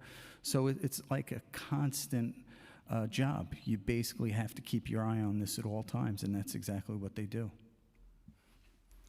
And what procedures, accountability mechanisms, or staffing review processes have been implemented since April 2024, since April, to prevent this kind of systemic breakdown from reoccurring in the 911 system? We've put several things. I don't know if I would actually say systemic breakdown, but we keep improving it. And one of the major things that has been done under Inspector Martinez is the response times. We're laser focused on that. We created a response time supervisor that's actually on the dispatch floor looking at all of the crimes in progress to make sure that response is sent immediately. Then we have the second layer where a uniform supervisor that I alluded to in my opening testimony, every 2 hours they review it as well. So you have the first layer of the supervisor right on the floor, and then we have a second uniform supervisor also reviewing this to make sure. And our response times are down 6.6% for the year. Thank you. I yield back. Thank you. Councilmember Ressler. Thanks so much, Chair Ariola and Chair Salam, and especially to Chair De La Rosa for their leadership. It was some months ago, I don't know when, but earlier, late last year, early this year, that Chair De La Rosa and I co-chaired a hearing where Executive Director Garrido came to testify about extensive unanswered calls in 911, people working 12-hour shifts en masse, tremendous understaffing. My office and Councilmember De La Rosa's office have been in touch with the union, and we've been really concerned about the lack of responsiveness for people calling 911. It sounds to me from reviewing the testimony, and I'm sorry for being a little late this morning, that Chief Napolitano was brought in April back to an area where you've worked previously to help address the situation. And it sounds like, Chief Miano, this is your first day on the job. I hope it's not your last. I hope my colleagues haven't been too tough on you, but that we didn't scare you away. But it sounds like from the testimony there is some improvement. I just would like to drill down a little bit on that improvement and understand things. Chief Napolitano, in your testimony you mentioned that 200 PCTs have been hired since April. My staff and I did a review of the city record, and we only found 93 operators have been hired. Could you just clarify those 200 individuals who've been hired? Are they all in place at this time? What's the status of those additional 200 people? Sure. And just to be clear, my staff did a review of the city record from January 1st to the present of this current calendar year, and at least what was reported publicly through that mechanism, as all hires are supposed to be reported, we found only 93 operators had been added. Okay, I'll do my best to explain that. 93 were hired in April? No, since January 1 of this year. Okay, I'm just breaking it down. That's when they were hired. Oh, got it. The first Sorry. group was hired in April, and we had a second group hired in August. Okay. And I guess that wasn't in the public record at the time. Or we may have missed it. Of 120. So they're still in class right now. Got it. They graduate on November 7th and November 13th, I believe. And I'm certain that that's going to help the overtime issue Yeah. and just the overload issue. It's a So very big class. We're 2 weeks away from 120 additional folks helping out in a meaningful way and providing some significant relief.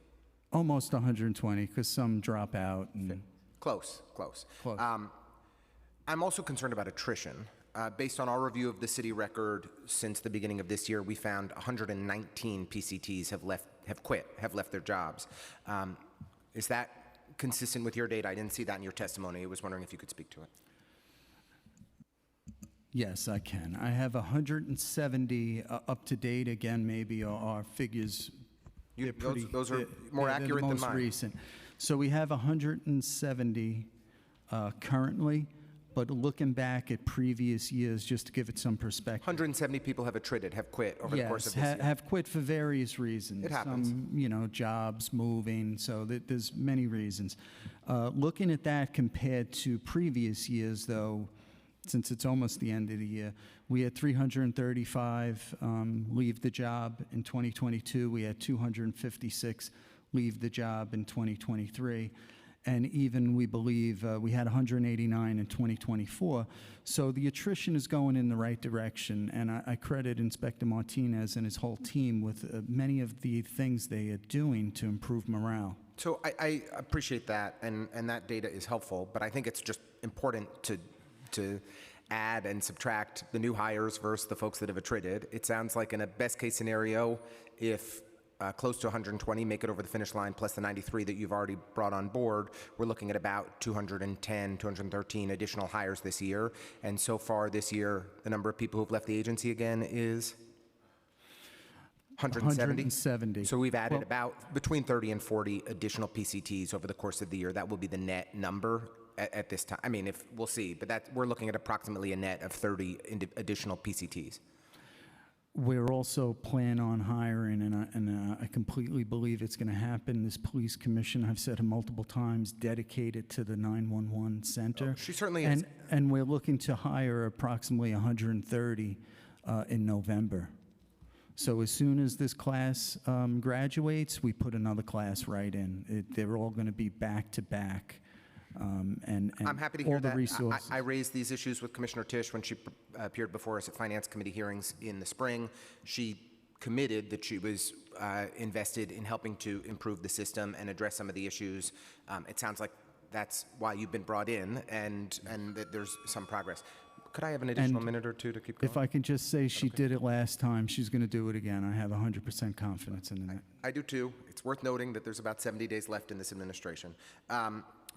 Staffing. So of the 1,200 employees who have actively worked, of the 1,200 employees, if I have that number right, are you able to give a data point on the number who actively work shifts in the past week? I don't have that right in front of me. Okay. No. Okay. Do you have okay. I'll keep it moving.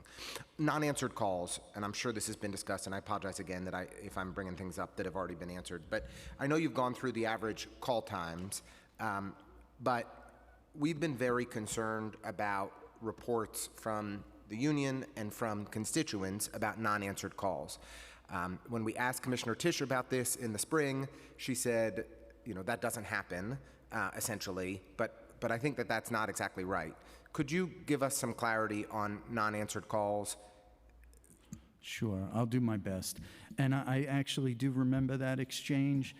I believe she was referring to it doesn't go to voicemail. It doesn't go to voicemail. I think I asked the question poorly, so it's probably my fault in the way that I phrased it, but I think that we didn't get clarity on the record and for New Yorkers to understand the gravity of this issue, so maybe we can clear it up today. Sure. So 911 has never had a voicemail. Right. That was confusion with the current delay message that would actually tell the caller that please hold for the next available operator. Right. But then it would play a TTY, it's called a Baudot tone, where sounds are changed into letters across the machine so somebody that's deaf or hard of hearing can type. So they would hear that tone and they actually thought it was going to voicemail. Due to text to 911, TTY is virtually obsolete. We did away with that message. On April 10th, we put a message that would no longer confuse the callers. But again, just to make it clear, That's helpful. 911 has never had a voicemail. So how many times in the past year have callers had to wait over 30 seconds? I have 111,973. So- but that's compared to 202,000 from last year. So that's down by almost 50%. That's great. That's progress. And I recognize you guys get something like 7.5 million calls a year. So when we're talking about 100,000 calls waiting over 30 seconds, it's, you know, it's not, I don't want to overstate it. I also think it's concerning. So progress, but still a concern. Do you track how many have to wait over a minute? I don't have those figures in front of me. Do you have data on specifically for those 100,000+ who had to wait over 30 seconds? Do we know if they just hung up, or what percentage of those calls just give up? We don't have that figure. We don't track that. We do not track that. At least I'm not aware of that. So, look, I think that, and it sounds like as a result of some improved management and emphasis on hiring, we've been able to drive down the number of calls that are over 30 seconds. What needs to happen for us to drive that number down further? Increase the hiring. There's some problems, some issues that cannot be resolved without just increasing the head count. This is absolutely one of them. And we're doing everything we can with every single bureau in the police department to increase this. Well, no argument here. We need more 911 call operators, and appreciate that, you know, this is an issue that especially Chair De La Rosa and I and others have been very concerned about. It sounds like there's been some meaningful progress. We still have a ways to go to get to where we should be, but happy to hear that things are moving in the right direction. There's been a huge amount of progress. In April, we were up over. I acknowledged it. I mean, I wasn't, you know, So I'm not, then I say did no not more. acknowledge it. You should hear me on Thank a you. regular day with the Adams administration. Thank you, Chair. Thank you. I want to just go back to the hospital liaison program because I think it's great. And I want to thank Commissioner Tucker for enhancing that program because it'll make a difference. But back in November of 2024, FDNY testified that there was a vacancy of 90 lieutenants, and that was being remedied. And then in turn, that would cause a reduction in hospital turnover times. Were those 90 lieutenants hired, and did it have an impact? So we did do a hiring of lieutenants, and we are currently down 12 lieutenants, and I'm looking at everything now, and I'll see if we are able to get that number resolved in the near future. Oh, that's great. That's great. That is progress. And the FDNY is coordinating with H&H and private hospitals to address persistent bottlenecks in patient transfer and ambulance availability, and they're doing it in these ways, and I think that's great. But do you have any numbers that could tell us how the measuring of the impact and efficacy of the hospital liaison program since it was started up again? So I can make a broad statement and say that we have seen progress and that in-hospital times are down during the period of times that our HLU members are in the hospitals. I would have to, because they're so widespread, to give an exact number would be hard. But at the moment, I would be able to break that down and get that to your office. Okay, great. And is there criteria or the thought of expanding the hospital liaison pilot beyond the 10 current H&H sites? And if so, how will FDNY ensure consistency across all hospitals? So we are always looking at expansion of ways that are helping us trend in a positive direction. I have a chief assigned to the HLU unit, and he has gone out to hospitals and has regular meetings with them about the program to see hospitals' interest in the program. Mm-hmm. And that's both H&H and not-for-profit or private hospitals? We are Just in both, within yes. H&H. Good, Yes. wonderful. Let's talk about paramedics. What role do paramedic response units play in reducing response times citywide? And are there plans to expand or modify the model based on the results so far? So the paramedic response unit, just to give a little bit of context, an ALS or paramedic unit has 2 paramedics that ride in an ambulance, and when they come upon a patient, they are responsible for that patient for the totality of the call. What a paramedic response unit is it's 2 paramedics in a non-transport vehicle. That vehicle is simultaneously dispatched with a transport vehicle, and when they get on the scene of that assignment, they assess the situation. And if it's deemed that this patient does not need advanced life support, then that patient is then taken over by the basic life support unit and transported to the hospital, allowing the paramedics to become available again for another high priority assignment. Excellent. In 2024, how many patients were diverted from hospital transport through the 911 to telemedicine programs? And do you have any metrics that are used to assess patient safety and outcomes? I'm very sorry. You asked if we have any metrics. I know, I saw Jason whispering in your ear at the same time. sorry. Thank you, Jason. It's all right, he's a good guy. Do you have any metrics that'll show how many patients were diverted from hospital transport through the 911 system to telemedicine programs? And can you assess, and how do you assess the safety of the patient and their outcomes? So in regards to the telemedicine, we do have a process in place that sends patients through dispatch when the dispatcher is speaking to the alarm receiving dispatcher is speaking to the patient. There are different situations where they could be sent to telemedicine, and I'm going to allow Chief Werner to speak on that. Thank you. It's pretty similar to the mental health calls. It goes through an algorithm, and they reach an inclusion or exclusion criteria, and if they're eligible for telemedicine, they transfer it. If the call is required to come back into the system, we do keep that call in a not sent state so that we can reopen it. Thank you. And that's for low acuity calls. Okay, and I just have one last question, and it really isn't, it's a statement. In addition to the members that you mentioned that you lost in 2020, 14 EMS workers died by suicide, and reports of assaults have increased from 15 in 2011 to 386 in 2022. I know that this council has voted to provide bulletproof vests for your members, and I'm glad to hear the numbers of people that are seeking counseling through your peer support systems, and that you yourself, Chief, are going out and making sure that on the ambulances, because to make sure that everything is going well. I think that you're doing a wonderful job with the tools that you have. FDNY, it's no secret that I am a fan, and I'm only a fan because you get the job done. Thank you very much. Thank you, Chair. I do want to ask the question about the contract, and I understand that it's not maybe for you to answer, but I do want to ask the question on the record.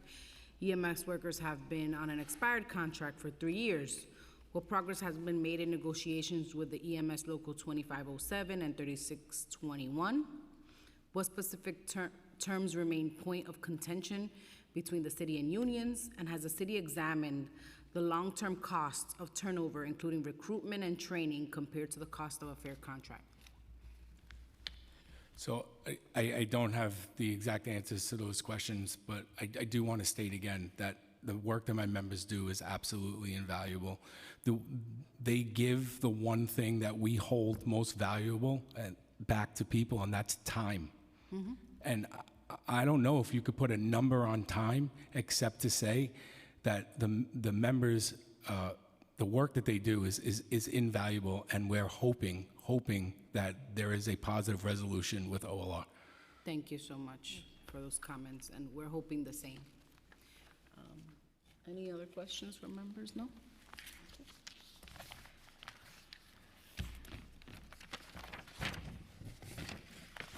All right, I want to thank you all again for the productive conversation, for being here, for being present, and for being collaborators in our, I think, aligned goal of making the workforce more empowered and making sure that we're here to respond to New Yorkers in need. So thank you for your service to the city as well. Thank you for coming. Thank you for your support. Of course. Thank you very much. Thank you. Looking forward to working with you.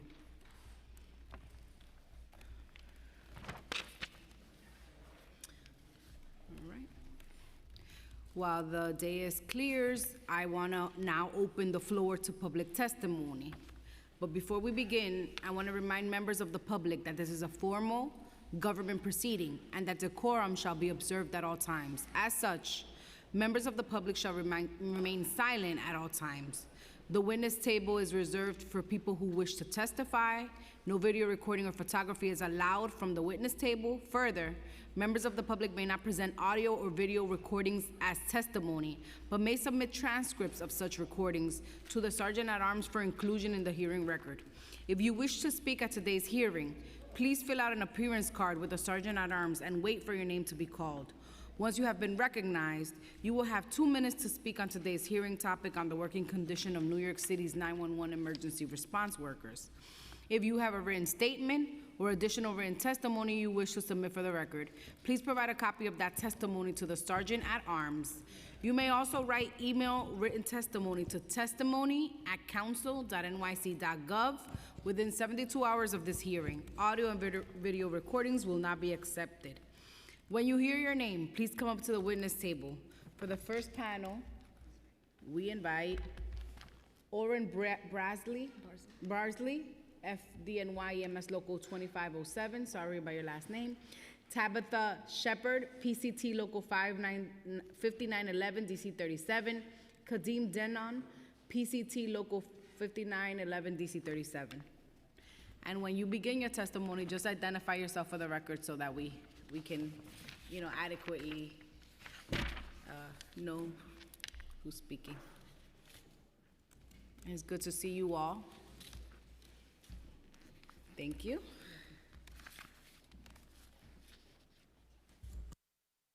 All right, you may begin when you're ready. Good morning, council members. Morning. Thank you for having us today. I don't have a written testimony as I've submitted the same complaints over and over. I've listened to the questions that were presented today, and I don't blame our chiefs for any of the mishappening that is currently going on in the FDNY. They work very hard to provide service to the city, and that our men and women are kept protected. However, by the sign that OLR is not here reflects the exact way that we are being dealt with when we sit down with them to negotiate. There is a total disrespect when we sit down for over a year and haven't moved 1 inch from what we have asked for. There are many problems that this city faces when it comes to my members, their members. It's poverty wages. That's why there is such a high rollover. How can you afford to live in a city with a starting salary of $39,000 and somebody like me, 30 years, $59,000? If you don't do any overtime, it's impossible to survive if you don't get a second or third job. I have men and women that are living in shelters, sleeping in their cars, sleeping at bus depots to avoid paying the toll or the train to go home, or to avoid that expense. There is no fair contract. They're giving us the same bargaining offer that they give people who are making 6 figures to those that are making $39,000. There's no negotiations whatsoever. We are stuck. They're refusing to budge. They want to oppress us, and they are keeping us oppressed. Majority of my men and women are people of color. 30% are women. They're struggling. The FDNY testified today about a 5% turnover rate. Those numbers don't add up. If they put 3 classes a year of 200 people a class, that's 600 people. That's over 20% of my membership. They play funny numbers. When my men and women leave to other city agency jobs that pay far better, they don't consider that as leaving the agency. As long as they remain employed by the city, that's not reflected in their resignation numbers that they gave of 5%. I have 4,000 members. In 10 years, we hired 5,000. Nobody stays. We're spending millions of dollars on retraining and training new recruits every year. Just last week, 175 people left on a Friday in one day to become firefighters. You can't hold these people, you can't blame them for leaving. Their starting salary is what the top salary is. They don't include people who are leaving for sanitation, to become police officers, or even Uber drivers make more than us. $18 an hour, and then you take off the taxes, you're left with 12. A dog walker makes $25 an hour on the average. A cashier at Target, Walmart, Costco is making $21, $22 an hour. And that's the reason why our response times are through the roof, and it's going to continue in that trend until the city acknowledges that there is an issue here. Last week, we had people waiting for an ambulance for 7 hours in the Bronx. It's a common occurrence. It's the busiest borough. People are dying. This past November, we were here. We heard from 2 family members. One, a father who did CPR on his son for over 20 minutes before an ambulance arrived. That's the highest priority call that we have in our system. His son succumbed, unfortunately. We had a daughter here who her father fell in the bathroom. Waited over 30 minutes, her father was bled to death. He also succumbed to his injuries. These are daily occurrences that the fire department is trying to resolve. However, OMB is refusing to give them the resources and the budget that we need. I know that they're asking for more funding to get more ambulances, more people. However, we get turned down every time we ask for more help. And we're paying with people's lives.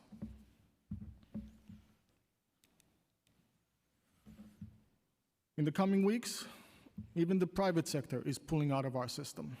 Northwell has informed the department 2 weeks ago that they will be removing 6 ambulances out of their system, out of our 911 system. That will also impact response times, both in Manhattan and Queens.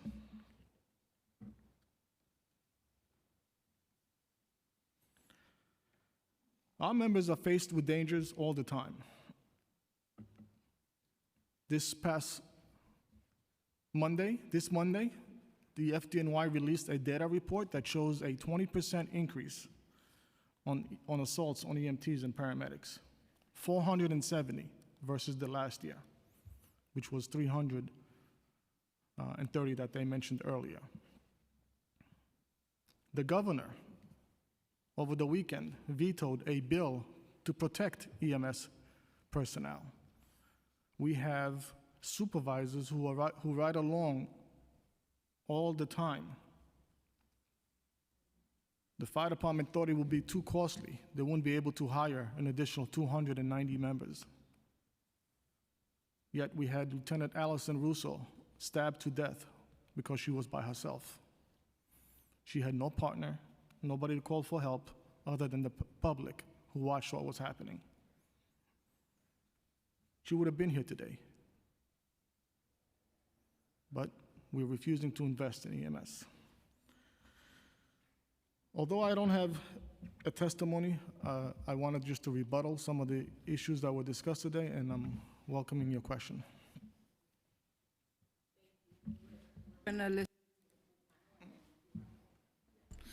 We're gonna listen to the full panel, and then we do have questions, so please stay. And thank you for your testimony. It's impactful, and it's what we've been hearing for years. And we share the frustration that the needle hasn't moved. But we want to listen to the rest of the panel. Please. Just make sure your mic is on. There you go. Good afternoon, Chair Della Rosa, Chair Ariola, and Chair Salam, he's not here, and other members of the council. My name is Tabitha Shepard. I am the new elected Local 5911 President and Supervisor for 911. Thank you. I am here to speak about about the critical issues that affect our ability to perform at our highest level, and chronic understaffing across the department. The number one issue that we face is that we are severely understaffed. The shortage directly impacts response time, accuracy, and safety on both the public and our operators. During my research and conversation with colleagues, I proposed 2 concrete compressed schedules aimed to alleviate the excessive overtime and reducing the burden on our operators. Regrettably, these proposals were denied by Labor Relations. Instead, Labor Relations has a history of proposing schedules that require mandatory overtime for our operators. This approach places unsustainable strain on our workforce and does not address the root cause of the understaffing. To illustrate the human impact, I must share a truth that weighs heavily on our operators. Many of our operators are working extended hours, including 2 and 3 tours with limited holidays or no holidays at all. They're working 3 to 4 days a week, 16 hours a week, all tours. And this is time away from their loved ones. They also have children they have to take care of. They have elderly parents that they assist, and people have underlying illnesses that they can't be at work 16 hours every day. They're exhausted, they're tired. This has been going on for at least 3 years straight. This has led fatigue, decrease in morale, and concerns of long-term health and job performance. Our personnel are current circumstances threatening both well-being and quality of service we provide to the community. I respectfully request attention to the following points: 24-hour coverage without reliance on overtime, a realignment to the schedule. Like, our schedules are not aligned properly. They need to be aligned properly. It's like it's done purposely to order them every day for overtime. I want us to revisit and collaborate on practical proposals that balance the operational needs with well-being of the workforce, and prioritize scheduled practices and allow adequate rest. Our goal is to deliver the fastest, most accurate compassion response for every call. Achieving that requires a sustainable, well-staffed team that can safely handle the call volume without excessive overtime. Thank you for your time and consideration.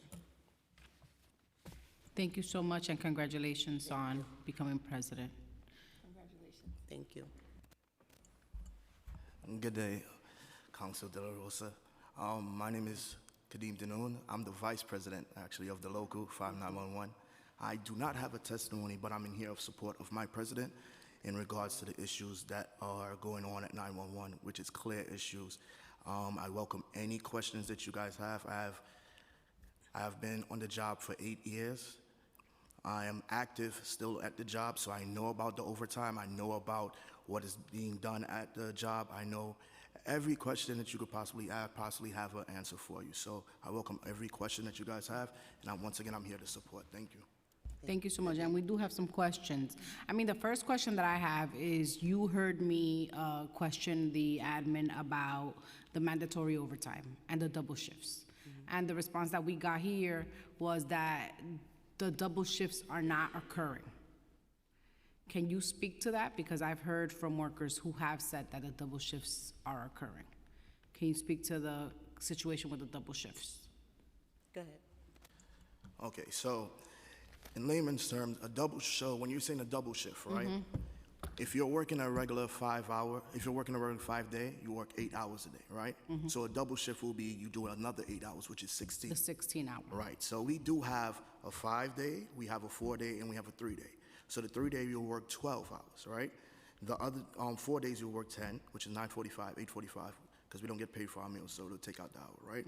And then the 5 days is the 8.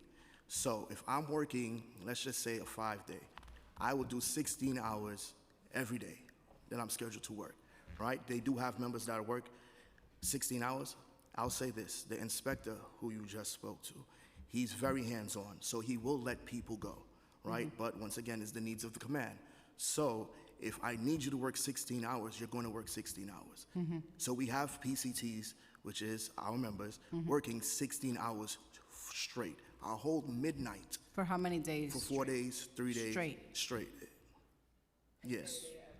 So the double refers to the 2 8-hour shifts. Or it could be, if I'm working 12, whatever amount of hours will make my 16. So we don't get held past 16, right? So if I'm working a 12-hour shift, the 4 hours added on will make my 16, so that will be my 16 hours. So I will be working, if I'm working 4 days, I'll work 16 hours every day. Our midnight is from midnight to 9:45, right? Yeah. And then they'll order them till 1500, till 1600, which is 4 o'clock, I'm sorry, which is 4 o'clock in the afternoon, or it will be 2 o'clock in the afternoon. But we're getting ordered every day.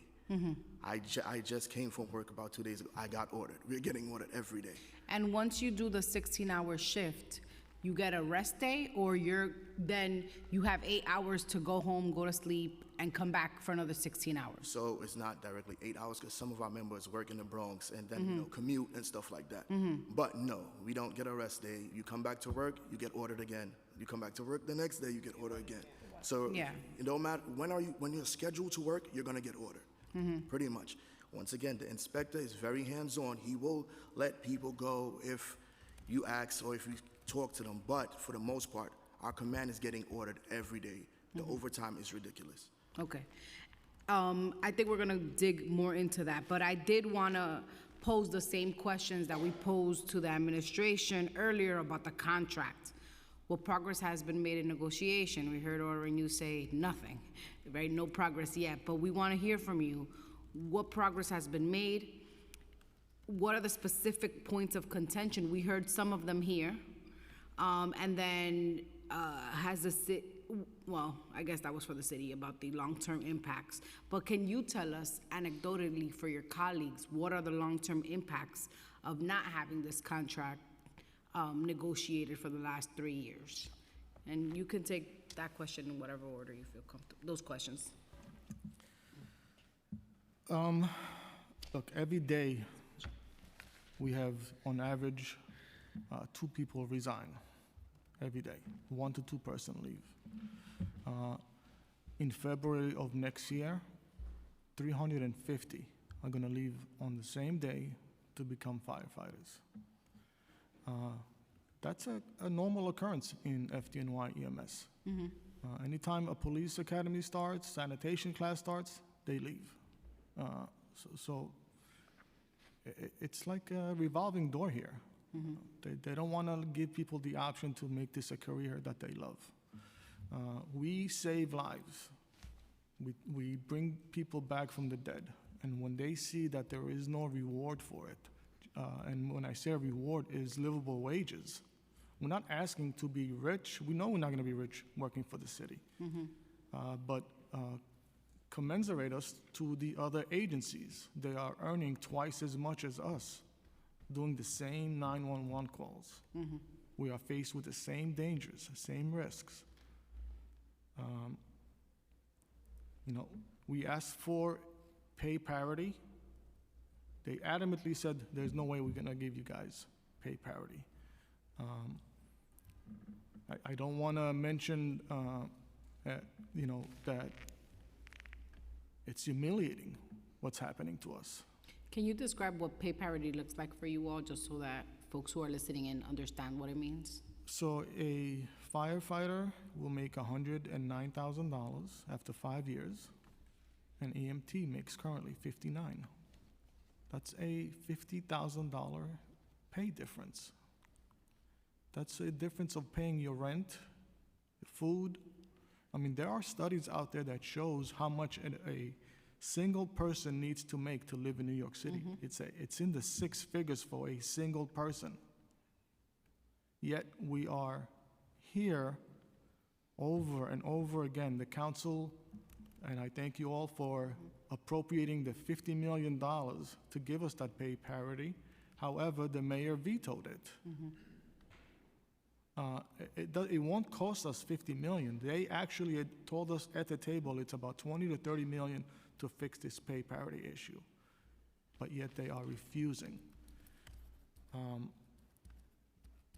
My members are suffering. The overtime is through the roof.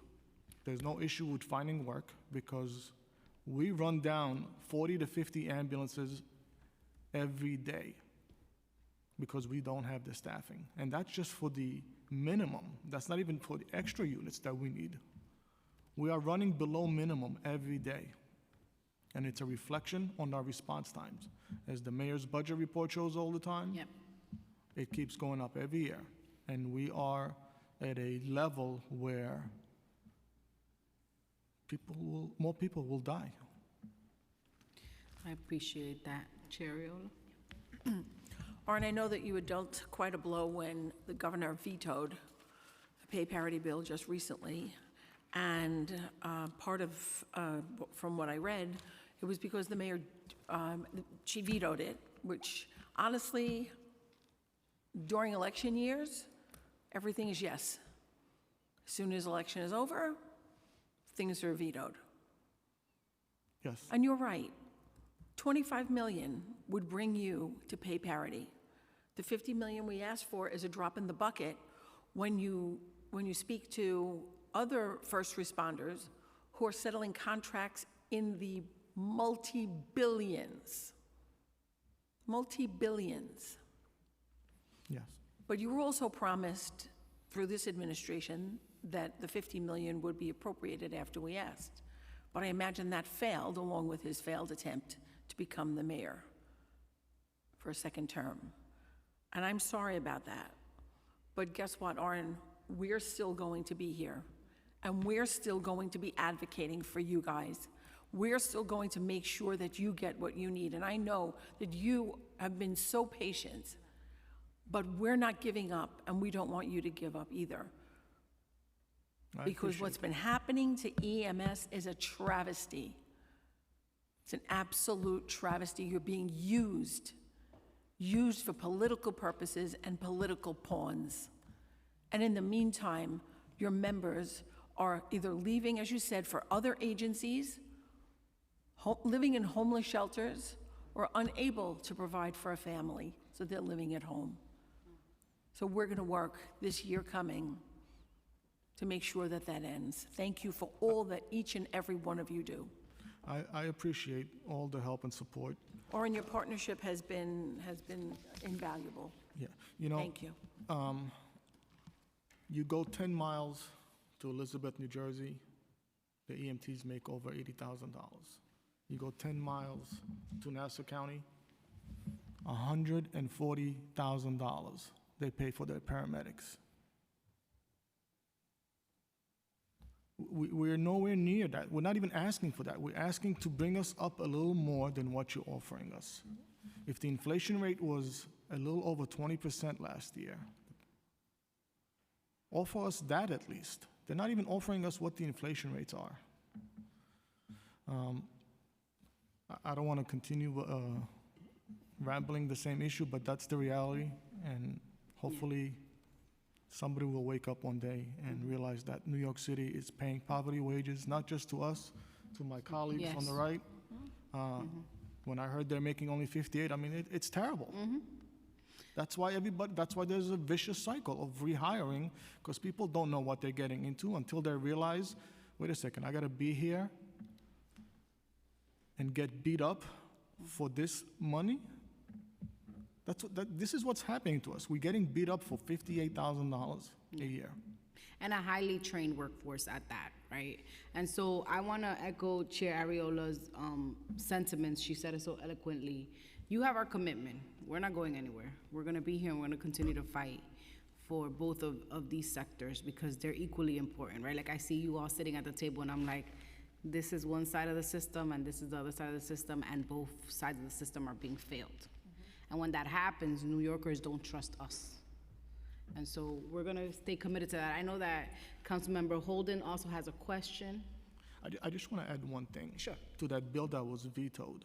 The FDNY does a safety report when there's a major incident, especially when it comes to somebody dying. And in their own recommendation, they requested that a supervisor never go out on his own again. And they once again failed to follow their own direction, that we should never be out there alone. I'm sorry. No, but thank you all for your testimony and fighting for your membership. And Oren, this is my 8th year, and you could have given that testimony 8 years ago, and you probably did, and we're still in the same spot. I just can't believe that the administration has turned a blind eye to this. Let me just go, not to mention, and you didn't bring this up, but during the pandemic, all your staff, your members were out there. You didn't work remotely. You were there. First responders put themselves in harm's way. You would think any administration would reward that they were out there. But the $39,000 starting salary is an insult. You can't even make ends meet. Even with 2 salaries, if both EMS workers were in the same family, they still couldn't make it in New York City. That's how we're in such dire straits. But given the pandemic, and then what your testimony is, 350 are leaving, of your members are leaving to be firefighters. You would think that would be an incentive for more pay parity. So this is a disgrace and a failure of this administration, which they should be ashamed of themselves for not fixing this. But I just want to bring up the pay parity, Oren, again. The administration flat out says no, and that's it. There's no room for negotiation. I mean, are you also bringing up retro pay and so forth, 3 years without a contract? So they flat out said no, and we tried to compromise, maybe meet in the middle somewhere. No.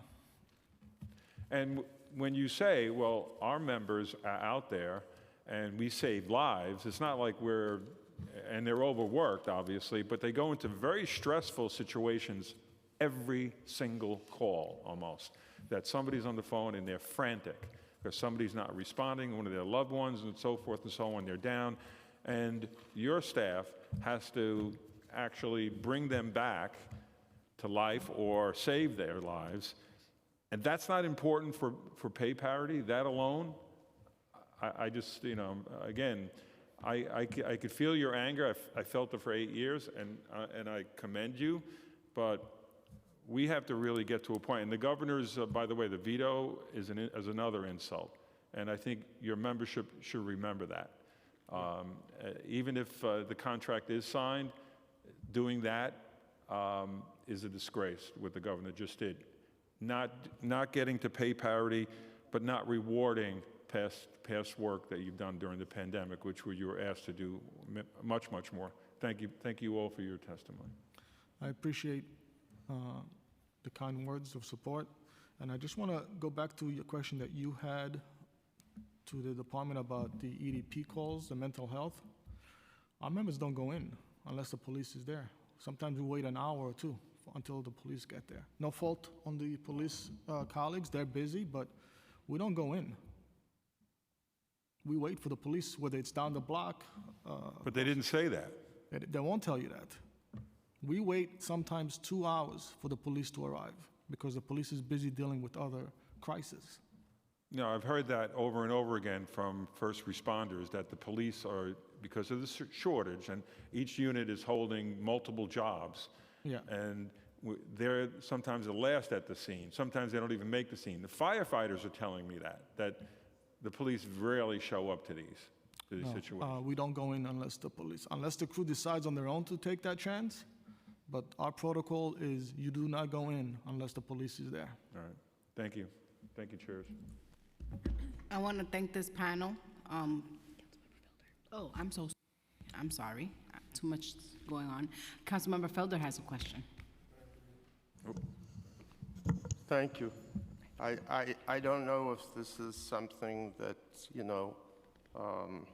really should have been posed for the previous panel, but I'm just curious. I don't understand, and perhaps one of you can explain, when 911 gets a call that someone is having, I'll just say, a meltdown, right?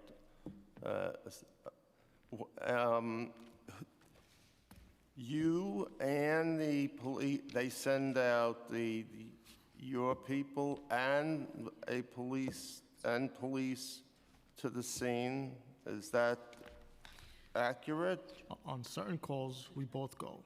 Okay. Yeah. Not on all calls. Not on all medical calls, but on EDP calls, except for the Be Heard EDP calls, the police don't go. But for the regular psych patients that have violence tendency, the police get dispatched with us. Right. Are any of you aware, I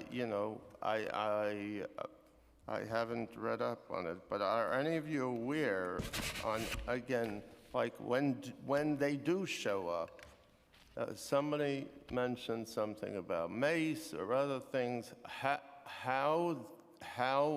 are they trained to respond to someone who's having a meltdown?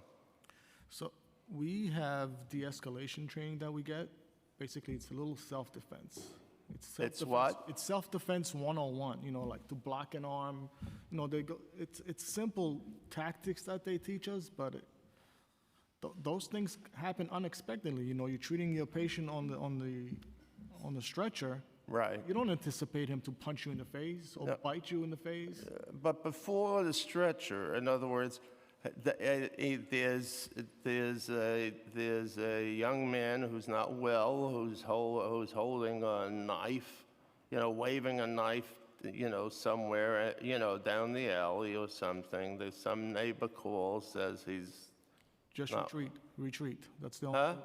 We have to retreat. That's the only so thing. you retreat, and then the police show up at some point. And how are you aware on how they respond to that? I am not familiar with that. Okay. On our side, no, we're not aware of how they respond. So we just cover when the call come in and stuff like that in regards to that. Also, to his point, if MHR, which is the Be Heard, is responding, then we will see the message on the dispatcher side and we won't send the police. But if it is a threat or it is someone that's violent and is going through a crisis, yes, we do send the police. Stuff like that. Okay, thank you. Let me just say, I want to thank everyone here that asked the hard questions, right, and are standing up for us, because we do need that, because like he said, a lot of things are not going to be said when our chiefs and our inspectors and they sit here, but we, the local, and we, the members, we are going through this every day, right? We spoke about pay. The pay it's ridiculous. It's laughable, to be honest with you. Our members also are in shelters. Our members are also going through a lot. We have people who are sleeping in the command. We voice these complaints over and over and over again. Sometimes it feels like it's falling on deaf ears, and I'm thanking you for your reassurance that you're going to fight for us. I heard every question you asked, which shows me that you guys are doing the research. You're asking the hard questions. I do wish that we still had a couple more people that was here who asked questions that I had an answer for. But the overtime is ridiculous. Sometimes we have to do the overtime to survive in New York, right? That's clear. When we go in, a member going in to 911 is using 911 as a stepping stool. right? So I think they said 6 months is the training. So that's 6 months. You're spending all these money on these new recruits for the 6 months. Some of them are already on lists to be called for PD. So every class, every city class that gets paid more, they're gonna go. So that's why we don't retain. So staffing is a problem, it is, but we could get the bodies in, we cannot keep them because they're not getting paid to stay there, right? And then you kick in the overtime and the short staff, it's a slew of stuff that you're gonna be going through as a 911 operator, and you're not gonna stay. So we talked about call volume, talk about call waiting, and all these things. So we think about it like this. If, let's just say, for example, a call volume is 1,000. I'm just giving an example, 1,000, and we have 200 PCTs, which is members, to answer those calls, right? We don't have that. So it will be like 1,000 to 20. So a PCT is doing more of the work. Though it's calls back to back to back to back. Yes, we have members sleeping on call. Unfortunately, we have members sleeping on calls. We have members there. We cannot stay awake. Then for you to leave there and to go home, some members live in Brooklyn. Once again, the inspector is very hands-on. I have to say this, he's very hands-on. We go to him with a problem. If he can fix it, he will. But some members live in Brooklyn. Let's just say I live in Coney Island. I have to go to the Bronx to work, right? I do a 16-hour shift. My commute from the Bronx to Coney Island is probably like an hour, 2 hours. Now, let's just say I get off on a midnight where the trains are not running express. They're running local. So my commute is down longer. Now I get home. By the time I get home, fall asleep for an hour. I have to go back to work. Now I go back to work and have to do those 16 hours again. So we understand that is a problem. Everyone as a collective. I don't understand why the city or NYPD, why they don't see it as a problem. The pay, I can't stress enough how much it is a problem. If you compare our pay to other call centers, you'll laugh. And our call volume is one of the highest. New York City call volume is one of the highest. So I would like someone to make it make sense to me. How is it that our staffing is low, our call volume is one of the highest, but we are the least paid? That makes absolutely no sense at all. I don't think anyone can understand that. So yes, we understand, and we do the job. No matter what they say, the job gets done. The staffing is low, the job gets done. We don't get paid enough, the job gets done, because we know it's our importance, the job that we work. Trust and believe, our members do. But we are all human, we're not robots. The body gives out when it gives out. We work hard every day. It's not a light day at no point in time. It's not a light day. Once again, I'll say this again, the inspector, he works with us. He's one of the best inspectors that we have. I could go on record and say that.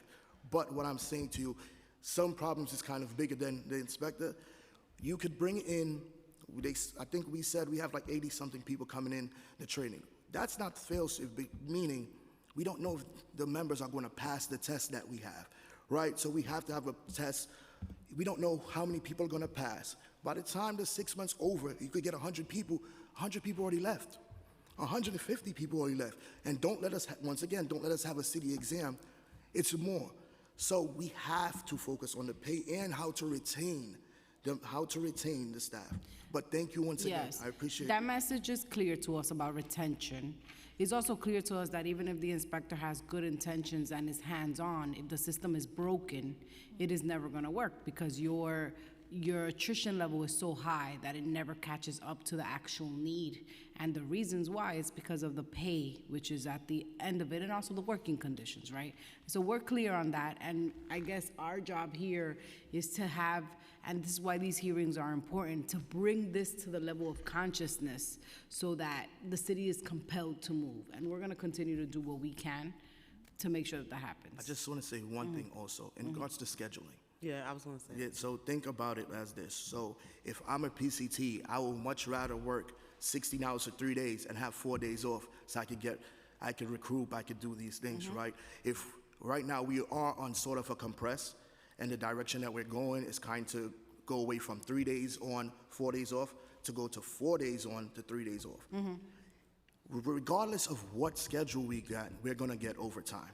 So our members will much rather do a double 3 days in a row and have 4 days off than to have to do 16 hours for 5 days or 16 hours for I 4 get that. days, right? That, it just makes more sense. Thank you. Thank you so much. And thank you all for coming here and sharing your thoughts and your experiences today.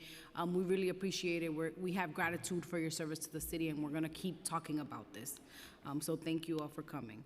If there's anyone in the chamber who wishes to speak but has not yet had the opportunity to do so, please raise your hand and fill out an appearance card with the Sergeant at Arms in the back of the room.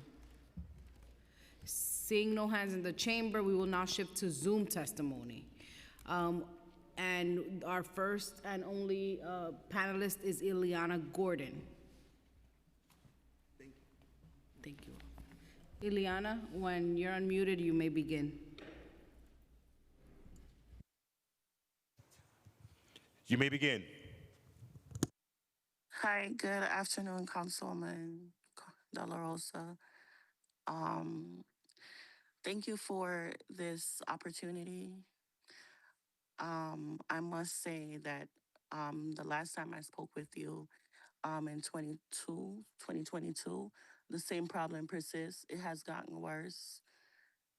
As my coworker said, there are people sleeping in shelters, people sleeping at at PSAC, inside the PSAC, because they're sleeping there because of the excessive overtime. They're sleeping there also by choice because sometimes they don't have nowhere else to go. It's so sad that in New York City, right, with the city that has the budget that rivals of a developing country, that we can't pay our city workers. The Eric Adams administration has significantly failed us. We cannot afford to live in the city, right? We've been treated by the Eric Adams administration literally like human waste. My coworkers cannot afford to live in the city. The aim of the city, the aim of the NYPD should be to recruit, retain, and develop. And they have been stuck in the retaining stage for more than 15 years because they cannot retain labor. They're only able to recruit. Like, what is the sense in recruiting when you're not able to retain and develop? You cannot get a phase 2 and phase 3. People are not staying. They're saying they're going to hire people. Those people are not going to stay. They're going to make biweekly $1,000 in New York City. They are not going to stay. All this money spending on recruiting, these people are not going to stay. The system is broken. Time's expired. I don't know when will it be fixed, but it's not. My coworkers are suffering. Yes. Thank you, Ileana. I know that you and I have had multiple conversations on this issue, and I appreciate you for your comments and your continued advocacy. I appreciate you being here today. If you're currently on Zoom and wish to speak but have not yet had the opportunity to do so, please use the raise hand function and our staff will unmute you. Seeing no hands, I would like to note that everyone can submit written testimony. Okay. We have one more person in person, Christopher Leon Johnson. You may begin. Hello, my name is Christopher Leon Johnson. Thank you for having this hearing. It came from Victims' Rights Valley of Maud Marin. Was a better break Craven. I know, me. Yeah. Sorry. It's okay, take your time. All right, so I'm here to show my support to the people that work for OEM. I think that the city council needs to start protecting the female people more, the female employees more, and this stuff. You know, today is this month is Domestic Violence Awareness Month, and I believe that the city council need to put more initiatives to protect the city workers, especially for the people that work in OEM. I'm calling the city council to really step up their game when it comes to really showing proof that they support women in the workplace, because females get abused all the time in these city workplaces and nothing ever happens. So that's basically, that's all I gotta say. And thank you so much. Enjoy your day. Thank you so much. Thank you. We thank the administration and the public for attending this hearing and sharing your thoughts on this oversight topic, and we recognize the importance of the topic, and will continue to work to make positive strides for these workers of our city that are essential. I look forward to following up and continuing to work with the chairs. And with that, this hearing is now adjourned. Thank you all so much.